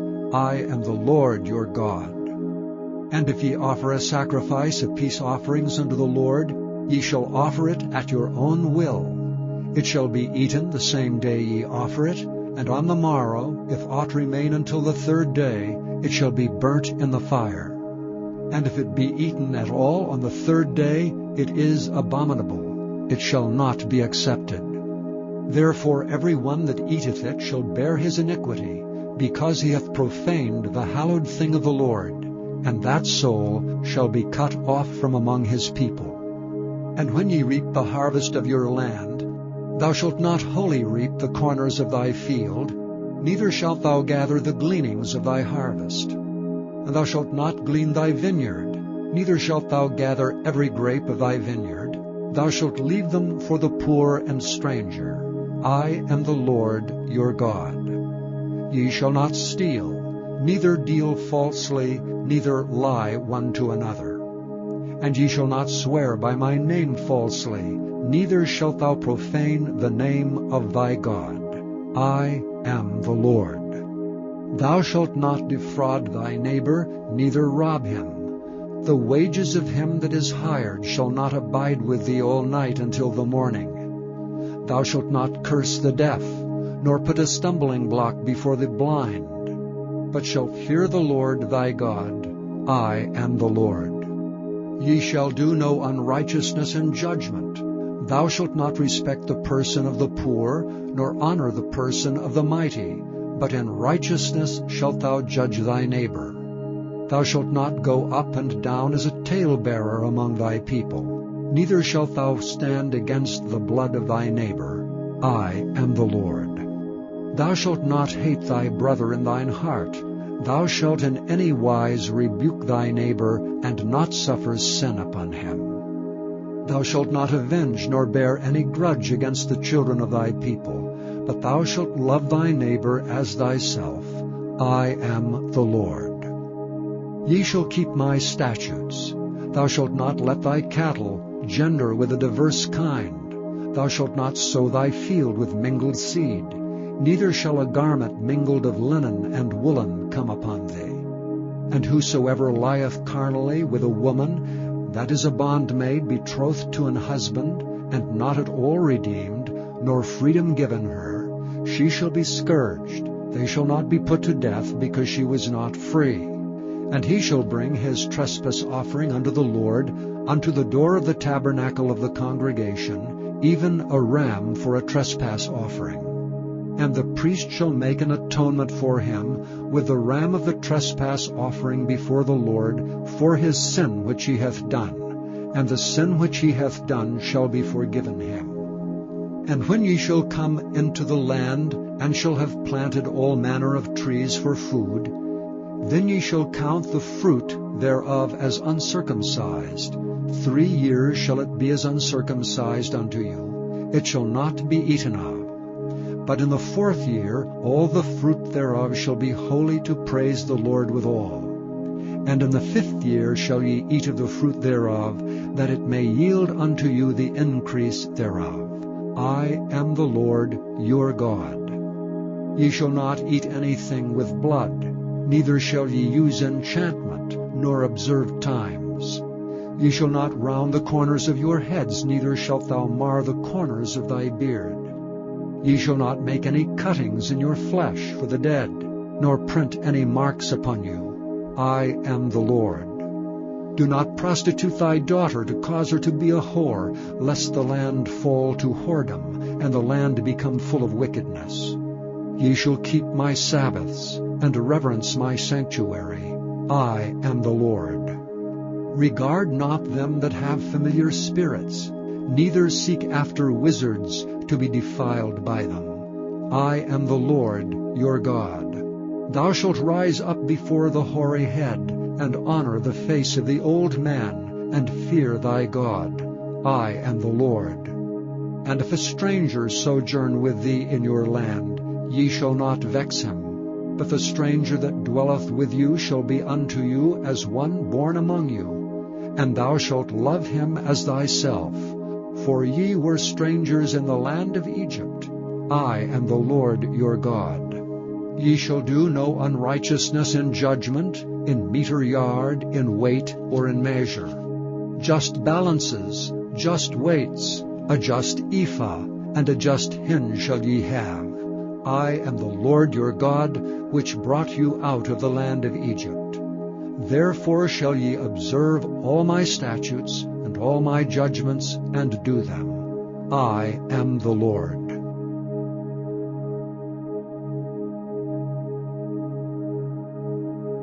Chapter 20. And the Lord spake unto Moses, saying, Again thou shalt say to the children of Israel, Whosoever he be of the children of Israel, or of the strangers that sojourn in Israel, that giveth any of his seed unto Moloch, he shall surely be put to death. The people of the land shall stone him with stones. And I will set my face against that man, and will cut him off from among his people, because he hath given of his seed unto Moloch to defile my sanctuary, and to profane my holy name. And if the people of the land do any ways hide their eyes from the man, when he giveth of his seed unto Moloch, and kill him not, then I will set my face against that man and against his family, and will cut him off, and all that go a-whoring after him, to commit whoredom with Moloch, from among their people. And the soul that turneth after such as have familiar spirits, and after wizards, to go a-whoring after them, I will even set my face against that soul, and will cut him off from among his people. Sanctify yourselves therefore, and be ye holy,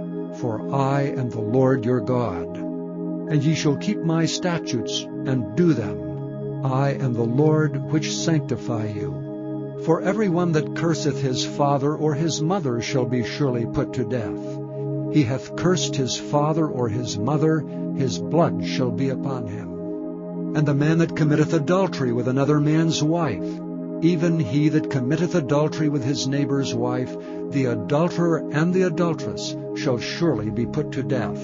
And the man that lieth with his father's wife hath uncovered his father's nakedness. Both of them shall surely be put to death. Their blood shall be upon them. And if a man lie with his daughter-in-law, both of them shall surely be put to death. They have wrought confusion. Their blood shall be upon them. If a man also lie with mankind, as he lieth with a woman, both of them have committed an abomination. They shall surely be put to death. Their blood shall be upon them. And if a man take a wife and her mother, it is wickedness.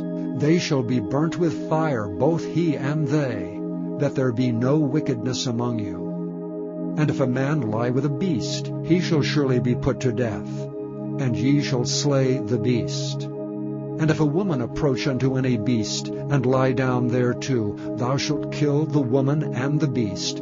They shall surely be put to death. Their blood shall be upon them. And if a man shall take his sister, his father's daughter, or his mother's daughter, and see her nakedness, and she see his nakedness, it is a wicked thing, and they shall be cut off in the sight of their people. He hath uncovered his sister's nakedness, he shall bear his iniquity. And if a man shall lie with a woman having her sickness, and shall uncover her nakedness, he hath discovered her fountain, and she hath uncovered the fountain of her blood. And both of them shall be cut off from among their people. And thou shalt not uncover the nakedness of thy mother's sister, nor of thy father's sister, for he uncovereth his near kin. They shall bear their iniquity. And if a man shall lie with his uncle's wife, he hath uncovered his uncle's nakedness. They shall bear their sin. They shall die childless. And if a man shall take his brother's wife, it is an unclean thing. He hath uncovered his brother's nakedness. They shall be childless. Ye shall therefore keep all my statutes and all my judgments, and do them, that the land whither I bring you to dwell therein spew you not out. And ye shall not walk in the manners of the nation which I cast out before you. For they committed all these things, and therefore I abhorred them. But I have said unto you, Ye shall inherit their land. And I will give it unto you to possess it, a land that floweth with milk and honey.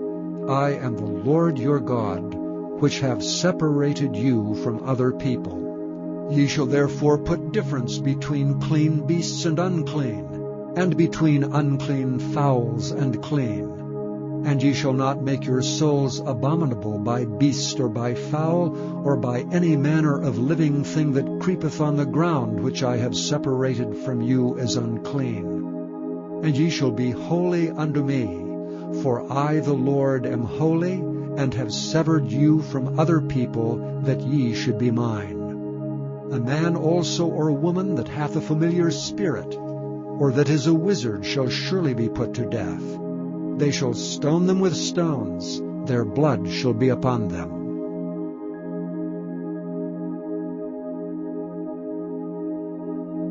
Chapter 21. And the Lord said unto Moses, Speak unto the priests, the sons of Aaron, and say unto them, There shall none be defiled for the dead among his people, but for his kin that is near unto him, that is, for his mother, and for his father, and for his son, and for his daughter, and for his brother, and for his sister a virgin, that is nigh unto him, which hath had no husband.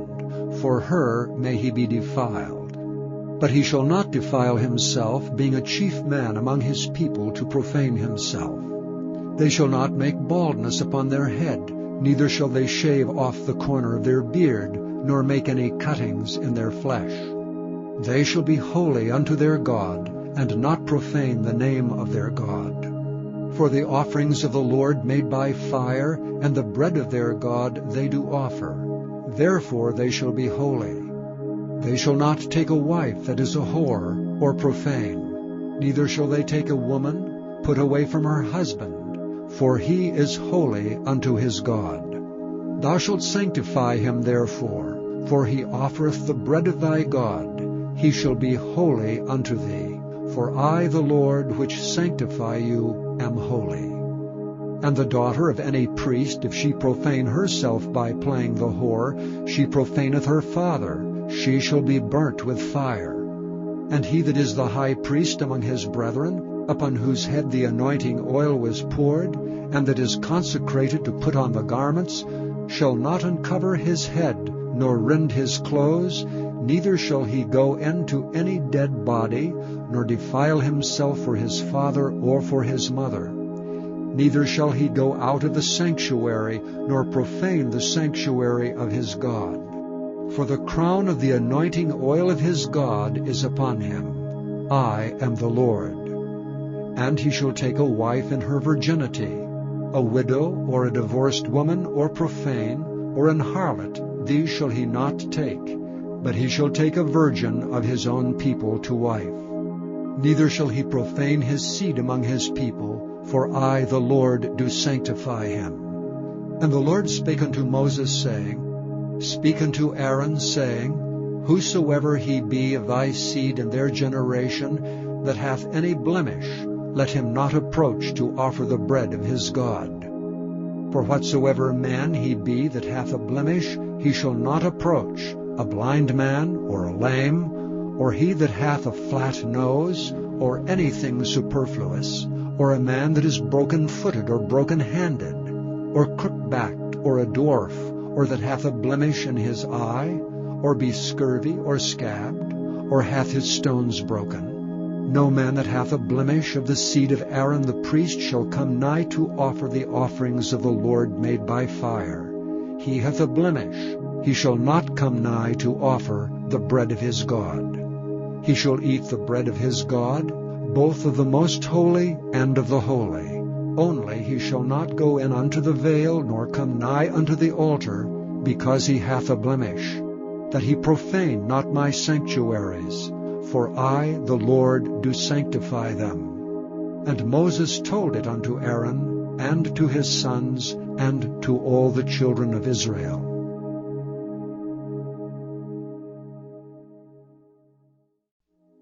Chapter 22. And the Lord spake unto Moses, saying, Speak unto Aaron and to his sons, that they separate themselves from the holy things of the children of Israel, and that they profane not my holy name in those things which they hallow unto me.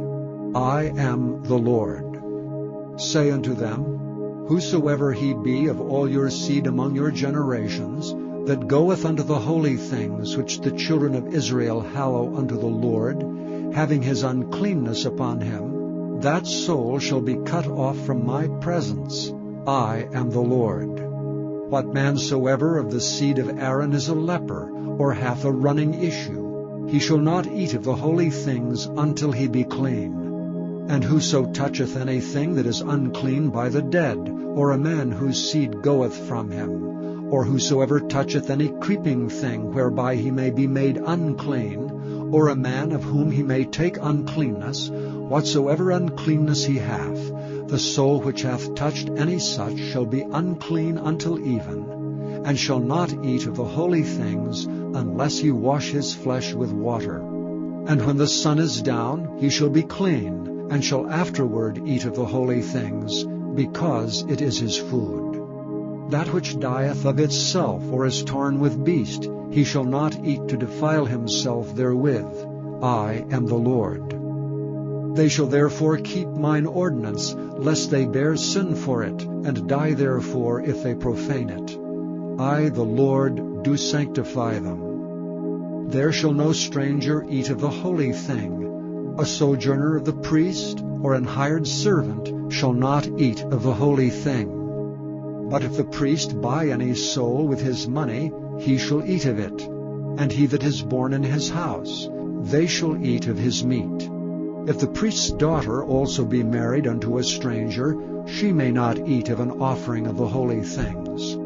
But if the priest's daughter be a widow, or divorced, and have no child, and is returned unto her father's house as in her youth, she shall eat of her father's meat. But there shall no stranger eat thereof. And if a man eat of the holy thing unwittingly, then he shall put the fifth part thereof unto it, and shall give it unto the priest with the holy thing. And they shall not profane the holy things of the children of Israel, which they offer unto the Lord, or suffer them to bear the iniquity of trespass when they eat their holy things. For I, the Lord, do sanctify them.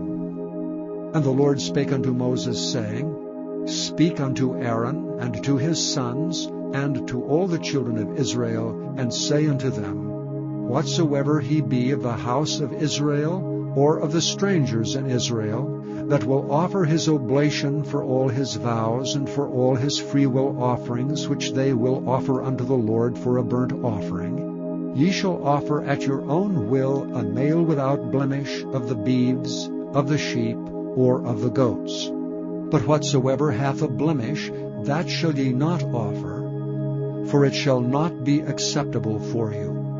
And whosoever offereth a sacrifice of peace offerings unto the Lord to accomplish his vow, or a freewill offering in beeves or sheep, it shall be perfect to be accepted. There shall be no blemish therein. Blind, or broken, or maimed, or having a wen, or scurvy, or scabbed, ye shall not offer these unto the Lord, nor make an offering by fire of them upon the altar unto the Lord.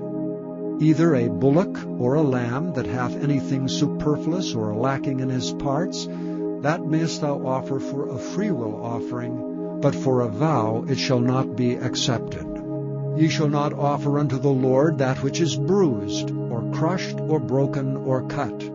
Neither shall ye make any offering thereof in your land. Neither from a stranger's hand shall ye offer the bread of your God of any of these, because their corruption is in them, and blemishes be in them. They shall not be accepted for you. And the Lord spake unto Moses, saying, When a bullock or a sheep or a goat is brought forth, then it shall be 7 days under the dam, and from the 8th day and thenceforth it shall be accepted for an offering made by fire unto the Lord.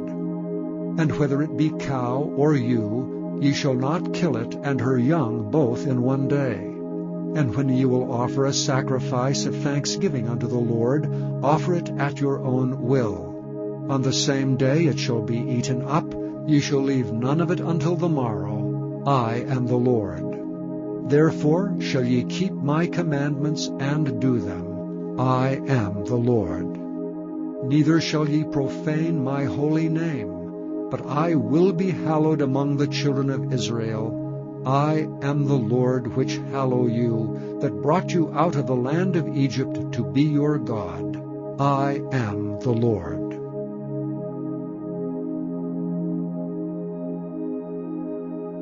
Chapter 23. And the Lord spake unto Moses, saying, Speak unto the children of Israel, and say unto them, Concerning the feasts of the Lord, which ye shall proclaim to be holy convocations, even these are my feasts. 6 days shall work be done, but the 7th day is the Sabbath of rest and holy convocation. Ye shall do no work therein. It is the Sabbath of the Lord in all your dwellings. These are the feasts of the Lord, even holy convocations, which ye shall proclaim in their seasons. In the 14th day of the 1st month at even is the Lord's Passover.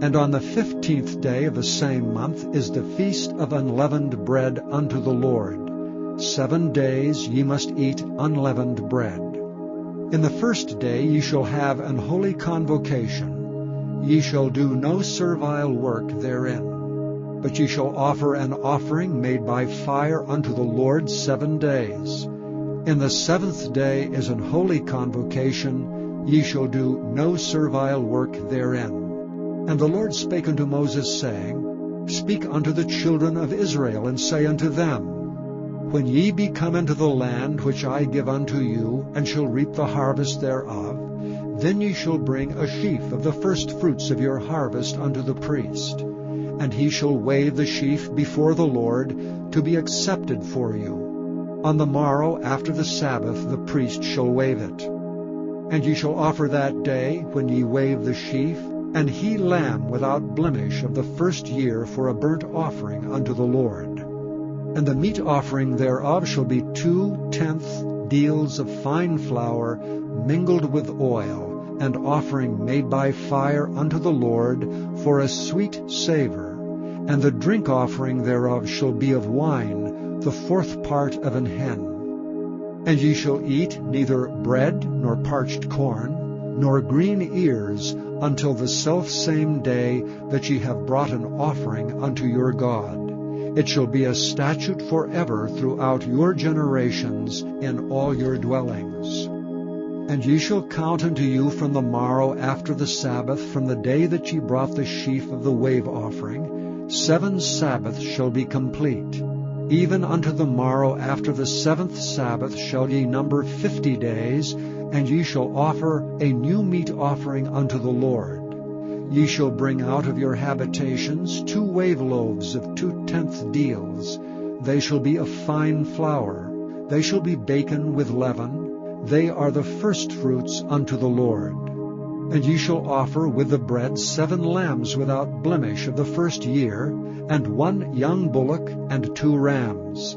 They shall be for a burnt offering unto the Lord, with their meat offering and their drink offerings, even an offering made by fire of sweet savour unto the Lord.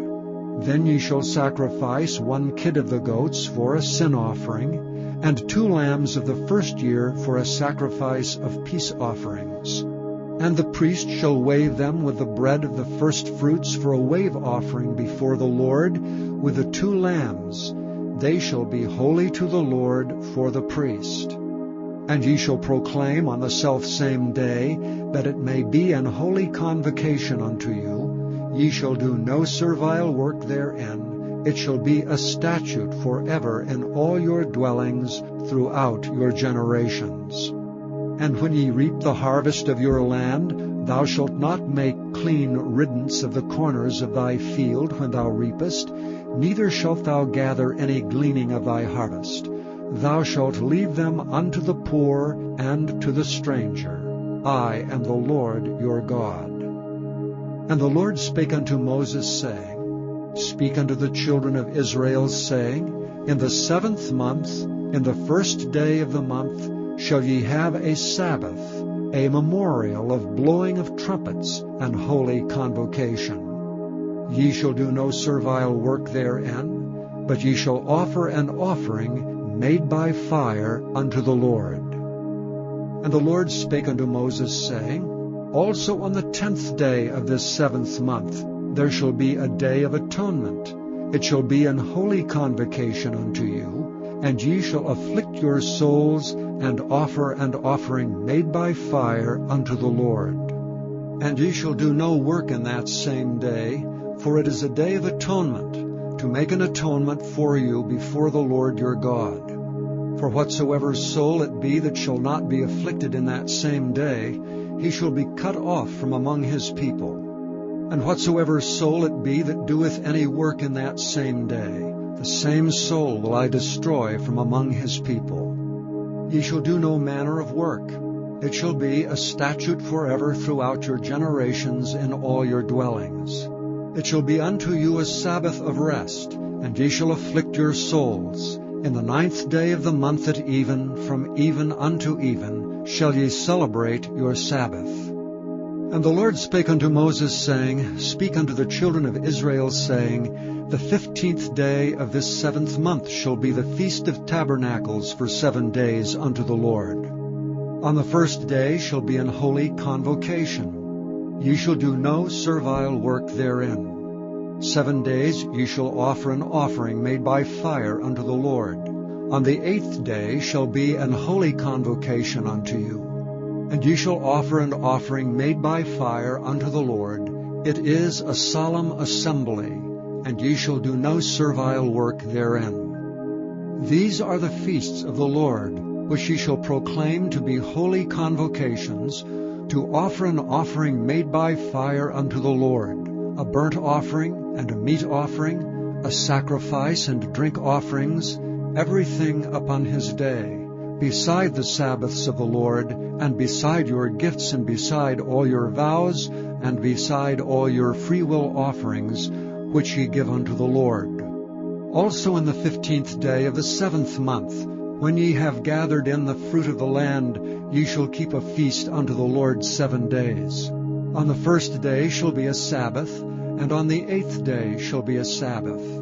And ye shall take you on the 1st day the boughs of goodly trees, branches of palm trees, and the boughs of thick trees, and willows of the brook. And ye shall rejoice before the Lord your God 7 days. And ye shall keep it a feast unto the Lord 7 days in the year. It shall be a statute forever in your generations. Ye shall celebrate it in the 7th month. Ye shall dwell in booths 7 days. All that are Israelites born shall dwell in booths, that your generations may know that I made the children of Israel to dwell in booths when I brought them out of the land of Egypt. I am the Lord your God. And Moses declared unto the children of Israel the feasts of the Lord.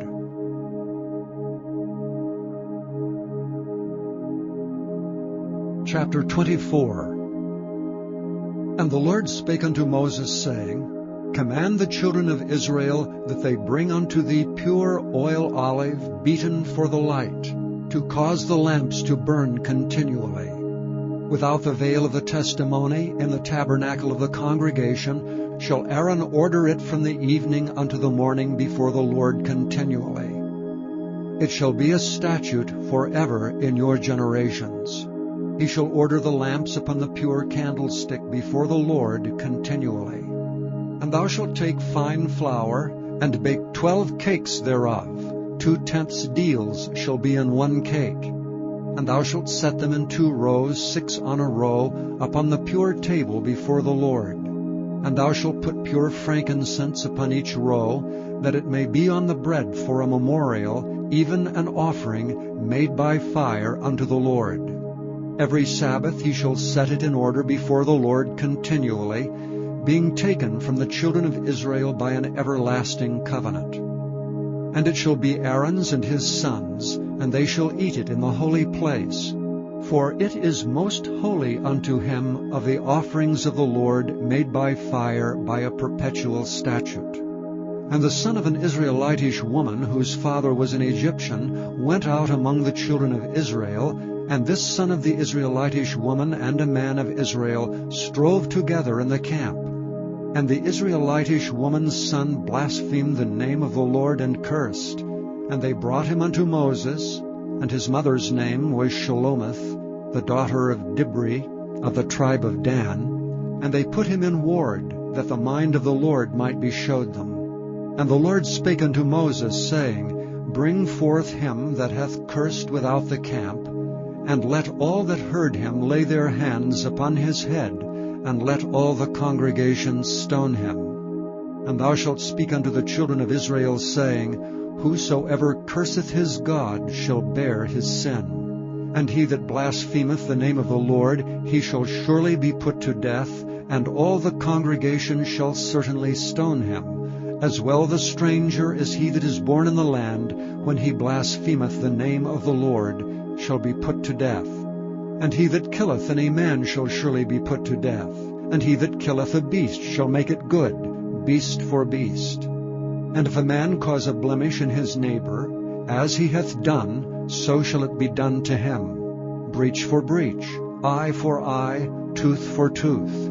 As he hath caused a blemish in a man, so shall it be done to him again. And he that killeth a beast, he shall restore it. And he that killeth a man, he shall be put to death. Ye shall have one manner of law, as well for the stranger as for one of your own country, for I am the Lord your God. And Moses spake to the children of Israel, that they should bring forth him that had cursed out of the camp, and stone him with stones. And the children of Israel did as the Lord commanded Moses.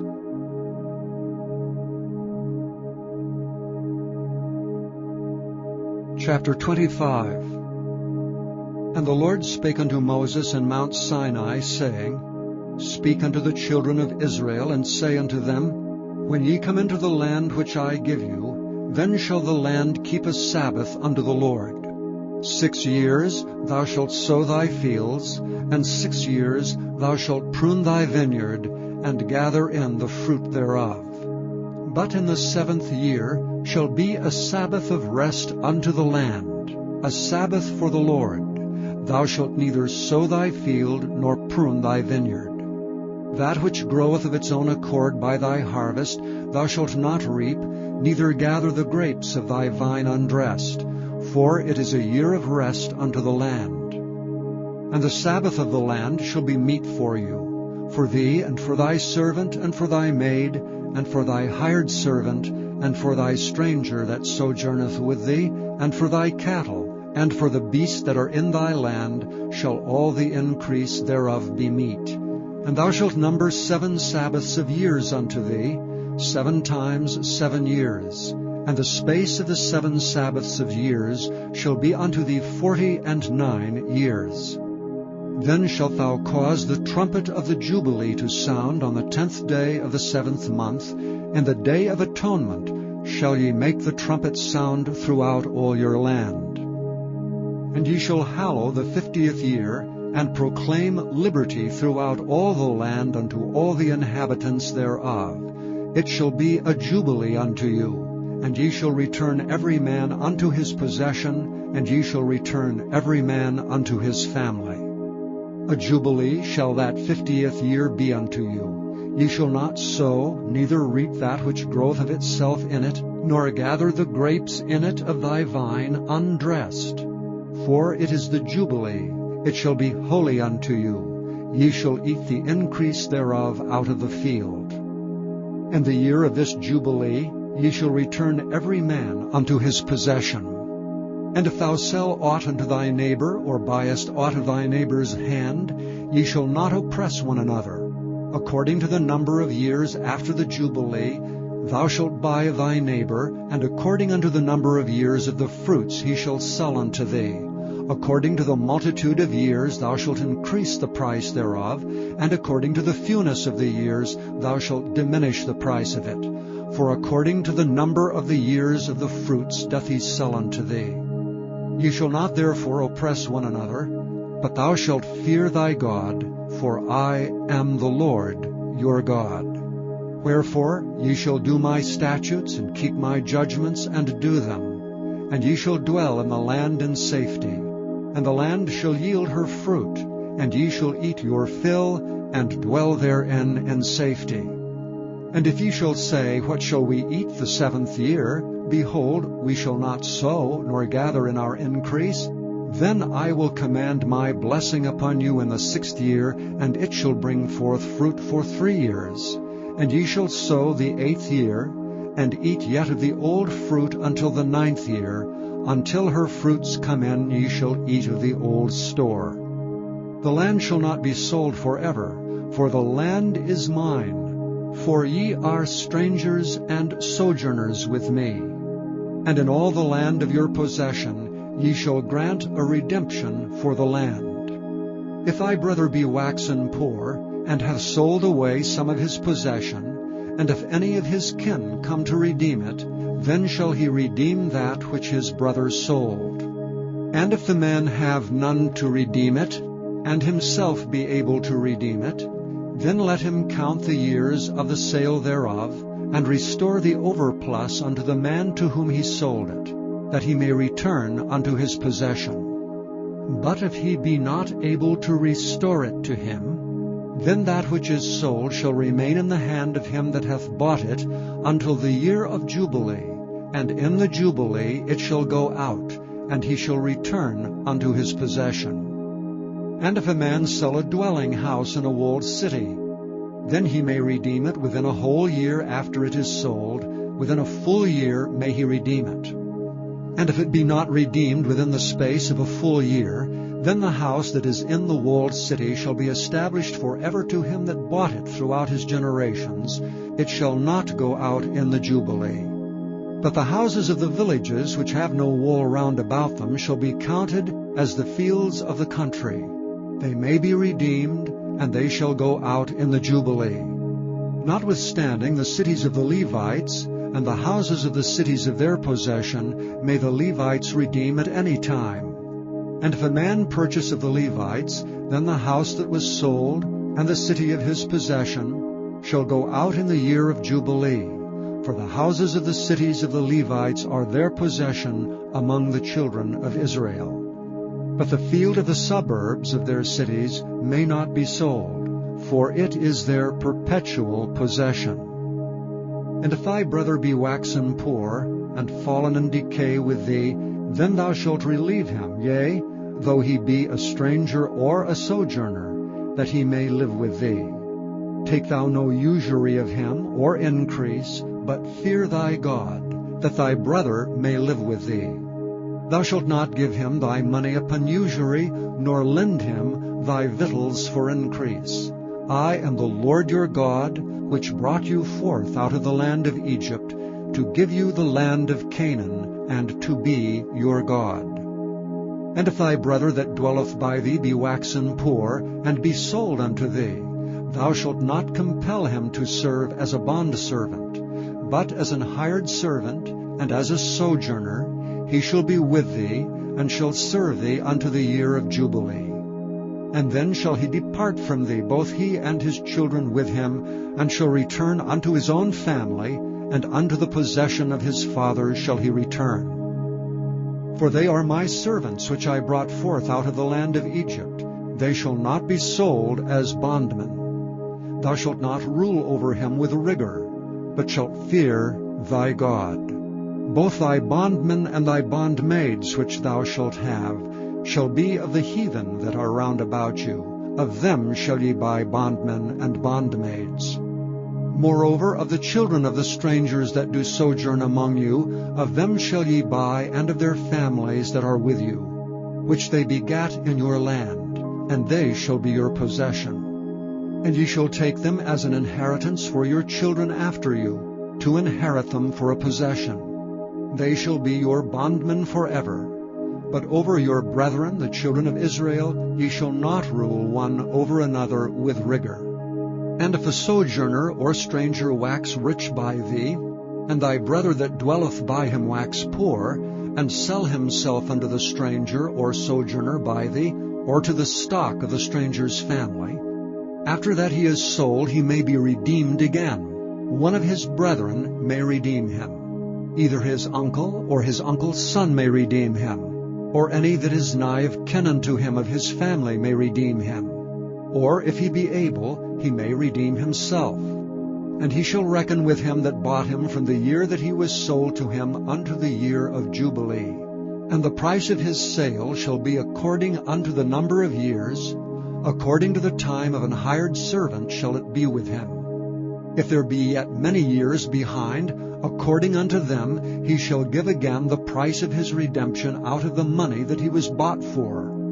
And if there remain but few years unto the year of Jubilee, Then he shall count with him, and according unto his years shall he give him again the price of his redemption. And as a yearly hired servant shall he be with him, and the other shall not rule with rigor over him in thy sight. And if he be not redeemed in these years, then he shall go out in the year of Jubilee, both he and his children with him. For unto me the children of Israel are servants. They are my servants, whom I brought forth out of the land of Egypt. I am the Lord your God.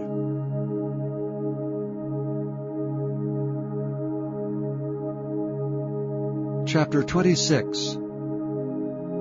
Ye shall make you no idols nor graven image, neither rear you up a standing image, neither shall ye set up any image of stone in your land to bow down unto it, for I am the Lord your God. Ye shall keep my Sabbaths, and reverence my sanctuary.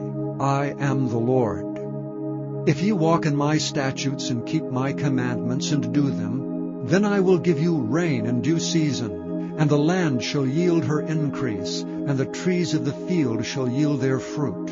And your threshing shall reach unto the vintage, and the vintage shall reach unto the sowing time, and ye shall eat your bread to the full, and dwell in your land safely. And I will give you peace in the land, and ye shall lie down, and none shall make you afraid. And I will rid evil beasts out of the land, neither shall the sword go through your land.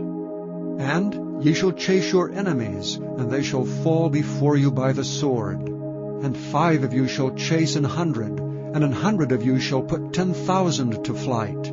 And your enemies shall fall before you by the sword. For I will have respect unto you, and make you fruitful, and multiply you, and establish my covenant with you. And ye shall eat old store, and bring forth the old because of the new. And I will set my tabernacle among you, and my soul shall not abhor you. And I will walk among you, and will be your God, and ye shall be my people. I am the Lord your God, which brought you forth out of the land of Egypt, that ye should not be their bondmen. And I have broken the bands of your yoke, and made you go upright. But if ye will not hearken unto me, and will not do all these commandments, and if ye shall despise my statutes, or if your soul abhor my judgments, so that ye will not do all my commandments, but that ye break my covenant, I also will do this unto you. I will even appoint over you terror, consumption, and the burning ague, that shall consume the eyes and cause sorrow of heart. And ye shall sow your seed in vain, for your enemies shall eat it. And I will set my face against you, and ye shall be slain before your enemies. They that hate you shall reign over you, and ye shall flee when none pursueth you. And if ye will not yet for all this hearken unto me, then I will punish you 7 times more for your sins. And I will break the pride of your power, and I will make your heaven as iron, and your earth as brass, and your strength shall be spent in vain. For your land shall not yield her increase, neither shall the trees of the land yield their fruits. And if ye walk contrary unto me, and will not hearken unto me, I will bring 7 times more plagues upon you according to your sins. I will also send wild beasts among you, which shall rob you of your children, and destroy your cattle, and to make you few in number. And your highways shall be desolate. And if ye will not be reformed by me by these things, but will walk contrary unto me, then will I also walk contrary unto you, and will punish you yet 7 times for your sins. And I will bring a sword upon you, that shall avenge the quarrel of my covenant. And when ye are gathered together within your cities, I will send the pestilence among you, and ye shall be delivered into the hand of the enemy. And when I have broken the staff of your bread, 10 women shall bake your bread in one oven, and they shall deliver you your bread again by weight, and ye shall eat and not be satisfied. And if ye will not for all this hearken unto me, but walk contrary unto me, then I will walk contrary unto you also in fury. And I, even I, will chastise you 7 times for your sins.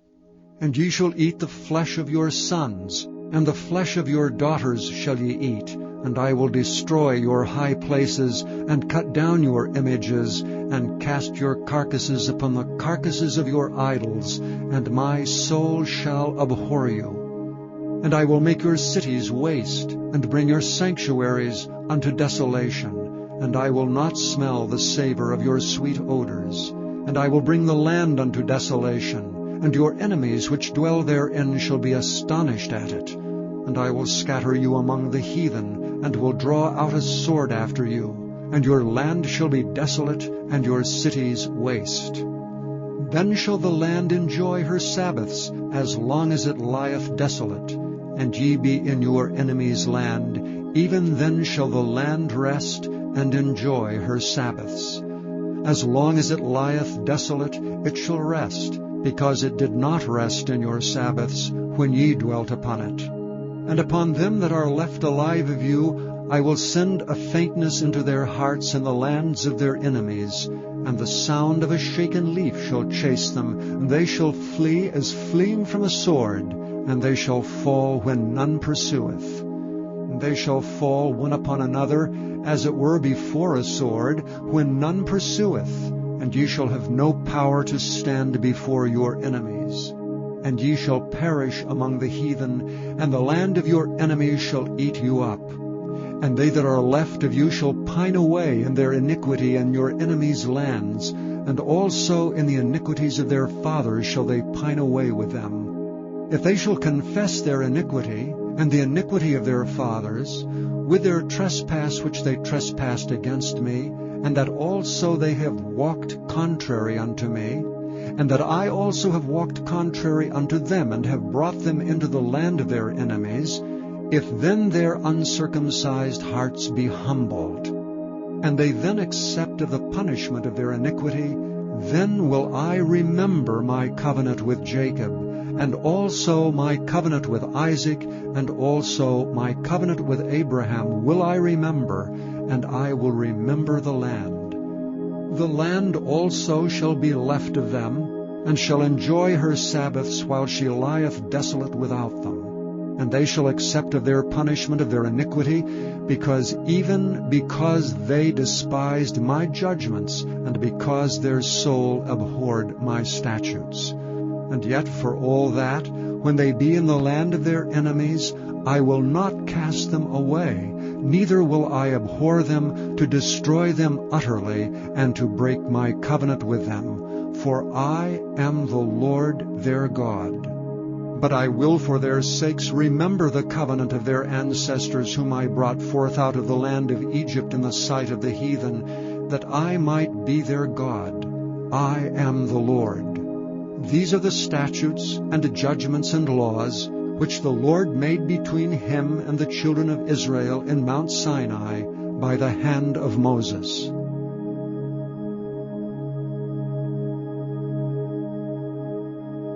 Chapter 27. And the Lord spake unto Moses, saying, Speak unto the children of Israel, and say unto them, When a man shall make a singular vow, the person shall be for the Lord by thy estimation. And thy estimation shall be of the male from 20 years old, even unto 60 years old. Even thy estimation shall be 50 shekels of silver, after the shekel of the sanctuary. And if it be a female, then thy estimation shall be 30 shekels. And if it be from 5 years old, even unto 20 years old, then thy estimation shall be of the male 20 shekels, and for the female 10 shekels. And if it be from a month old, even unto 5 years old, then thy estimation shall be of the male 5 shekels of silver, and for the female thy estimation shall be 3 shekels of silver. And if it be from 60 years old and above, if it be a male, then thy estimation shall be 15 shekels, and for the female 10 shekels. And if he be poorer than thy estimation, then he shall present himself before the priest, and the priest shall value him. According to his ability that vowed shall the priest value him. And if it be a beast whereof man bring an offering unto the Lord, all that any man giveth of such unto the Lord shall be holy. He shall not alter it, nor change it, a good for a bad, or a bad for a good. And if he shall at all change beast for beast, then it and the exchange thereof shall be holy. And if it be any unclean beast, of which they do not offer a sacrifice unto the Lord, then he shall present the beast before the priest, and the priest shall value it, whether it be good or bad. As thou valuest it who art the priest, so shall it be. But if he will at all redeem it, then he shall add a fifth part thereof unto thy estimation. And when a man shall sanctify his house to be holy unto the Lord, then the priest shall estimate it, whether it be good or bad. As the priest shall estimate it, so shall it stand. And if he that sanctified it will redeem his house, then he shall add the fifth part of the money of thy estimation unto it, and it shall be his. And if a man shall sanctify unto the Lord some part of a field of his possession, then thy estimation shall be according to the seed thereof. An homer of barley seed shall be valued at 50 shekels of silver. If he sanctify his field from the year of Jubilee, according to thy estimation it shall stand. But if he sanctify his field after the Jubilee, then the priest shall reckon unto him the money according to the years that remain, even unto the year of the Jubilee, and it shall be abated from thy estimation. And if he that sanctified the field will in any wise redeem it, then he shall add the fifth part of the money of thy estimation unto it, and it shall be assured to him. And if he will not redeem the field, or if he have sold the field to another man, it shall not be redeemed any more. But the field, when it goeth out in the Jubilee, shall be holy unto the Lord, as a field devoted. The possession thereof shall be the priest's. And if a man sanctify unto the Lord a field which he hath bought, which is not of the fields of his possession, then the priest shall reckon unto him the worth of thy estimation, even unto the year of the Jubilee. And he shall give thine estimation in that day as a holy thing unto the Lord. And in the year of the Jubilee the field shall return unto him of whom it was bought, even to him to whom the possession of the land did belong. And all thy estimation shall be according to the shekel of the sanctuary. 20 gerahs shall be the shekel. Only the firstling of the beasts which should be the Lord's firstling, no man shall sanctify it. Whether it be ox or sheep, it is the Lord's. And if it be of an unclean beast, then he shall redeem it according to thine estimation, and add a fifth part of it thereto. Or if it be not redeemed, then it shall be sold according to thy estimation. Notwithstanding, no devoted thing that a man shall devote unto the Lord of all that he hath, both of man and beast, and of the field of his possession, shall be sold or redeemed. Every devoted thing is most holy unto the Lord. None devoted which shall be devoted of men shall be redeemed, but shall surely be put to death. And all the tithe of the land, whether of the seed of the land or of the fruit of the tree, is the Lord's. It is holy unto the Lord. And if a man will at all redeem aught of his tithes, he shall add thereto the fifth part thereof. And concerning the tithe of the herd, or of the flock, even of whatsoever passeth under the rod, the 10th shall be holy unto the Lord. He shall not search whether it be good or bad, neither shall he change it. And if he change it at all, then both it and the change thereof shall be holy. It shall not be redeemed. These are the commandments which the Lord commanded Moses for the children of Israel in Mount Sinai.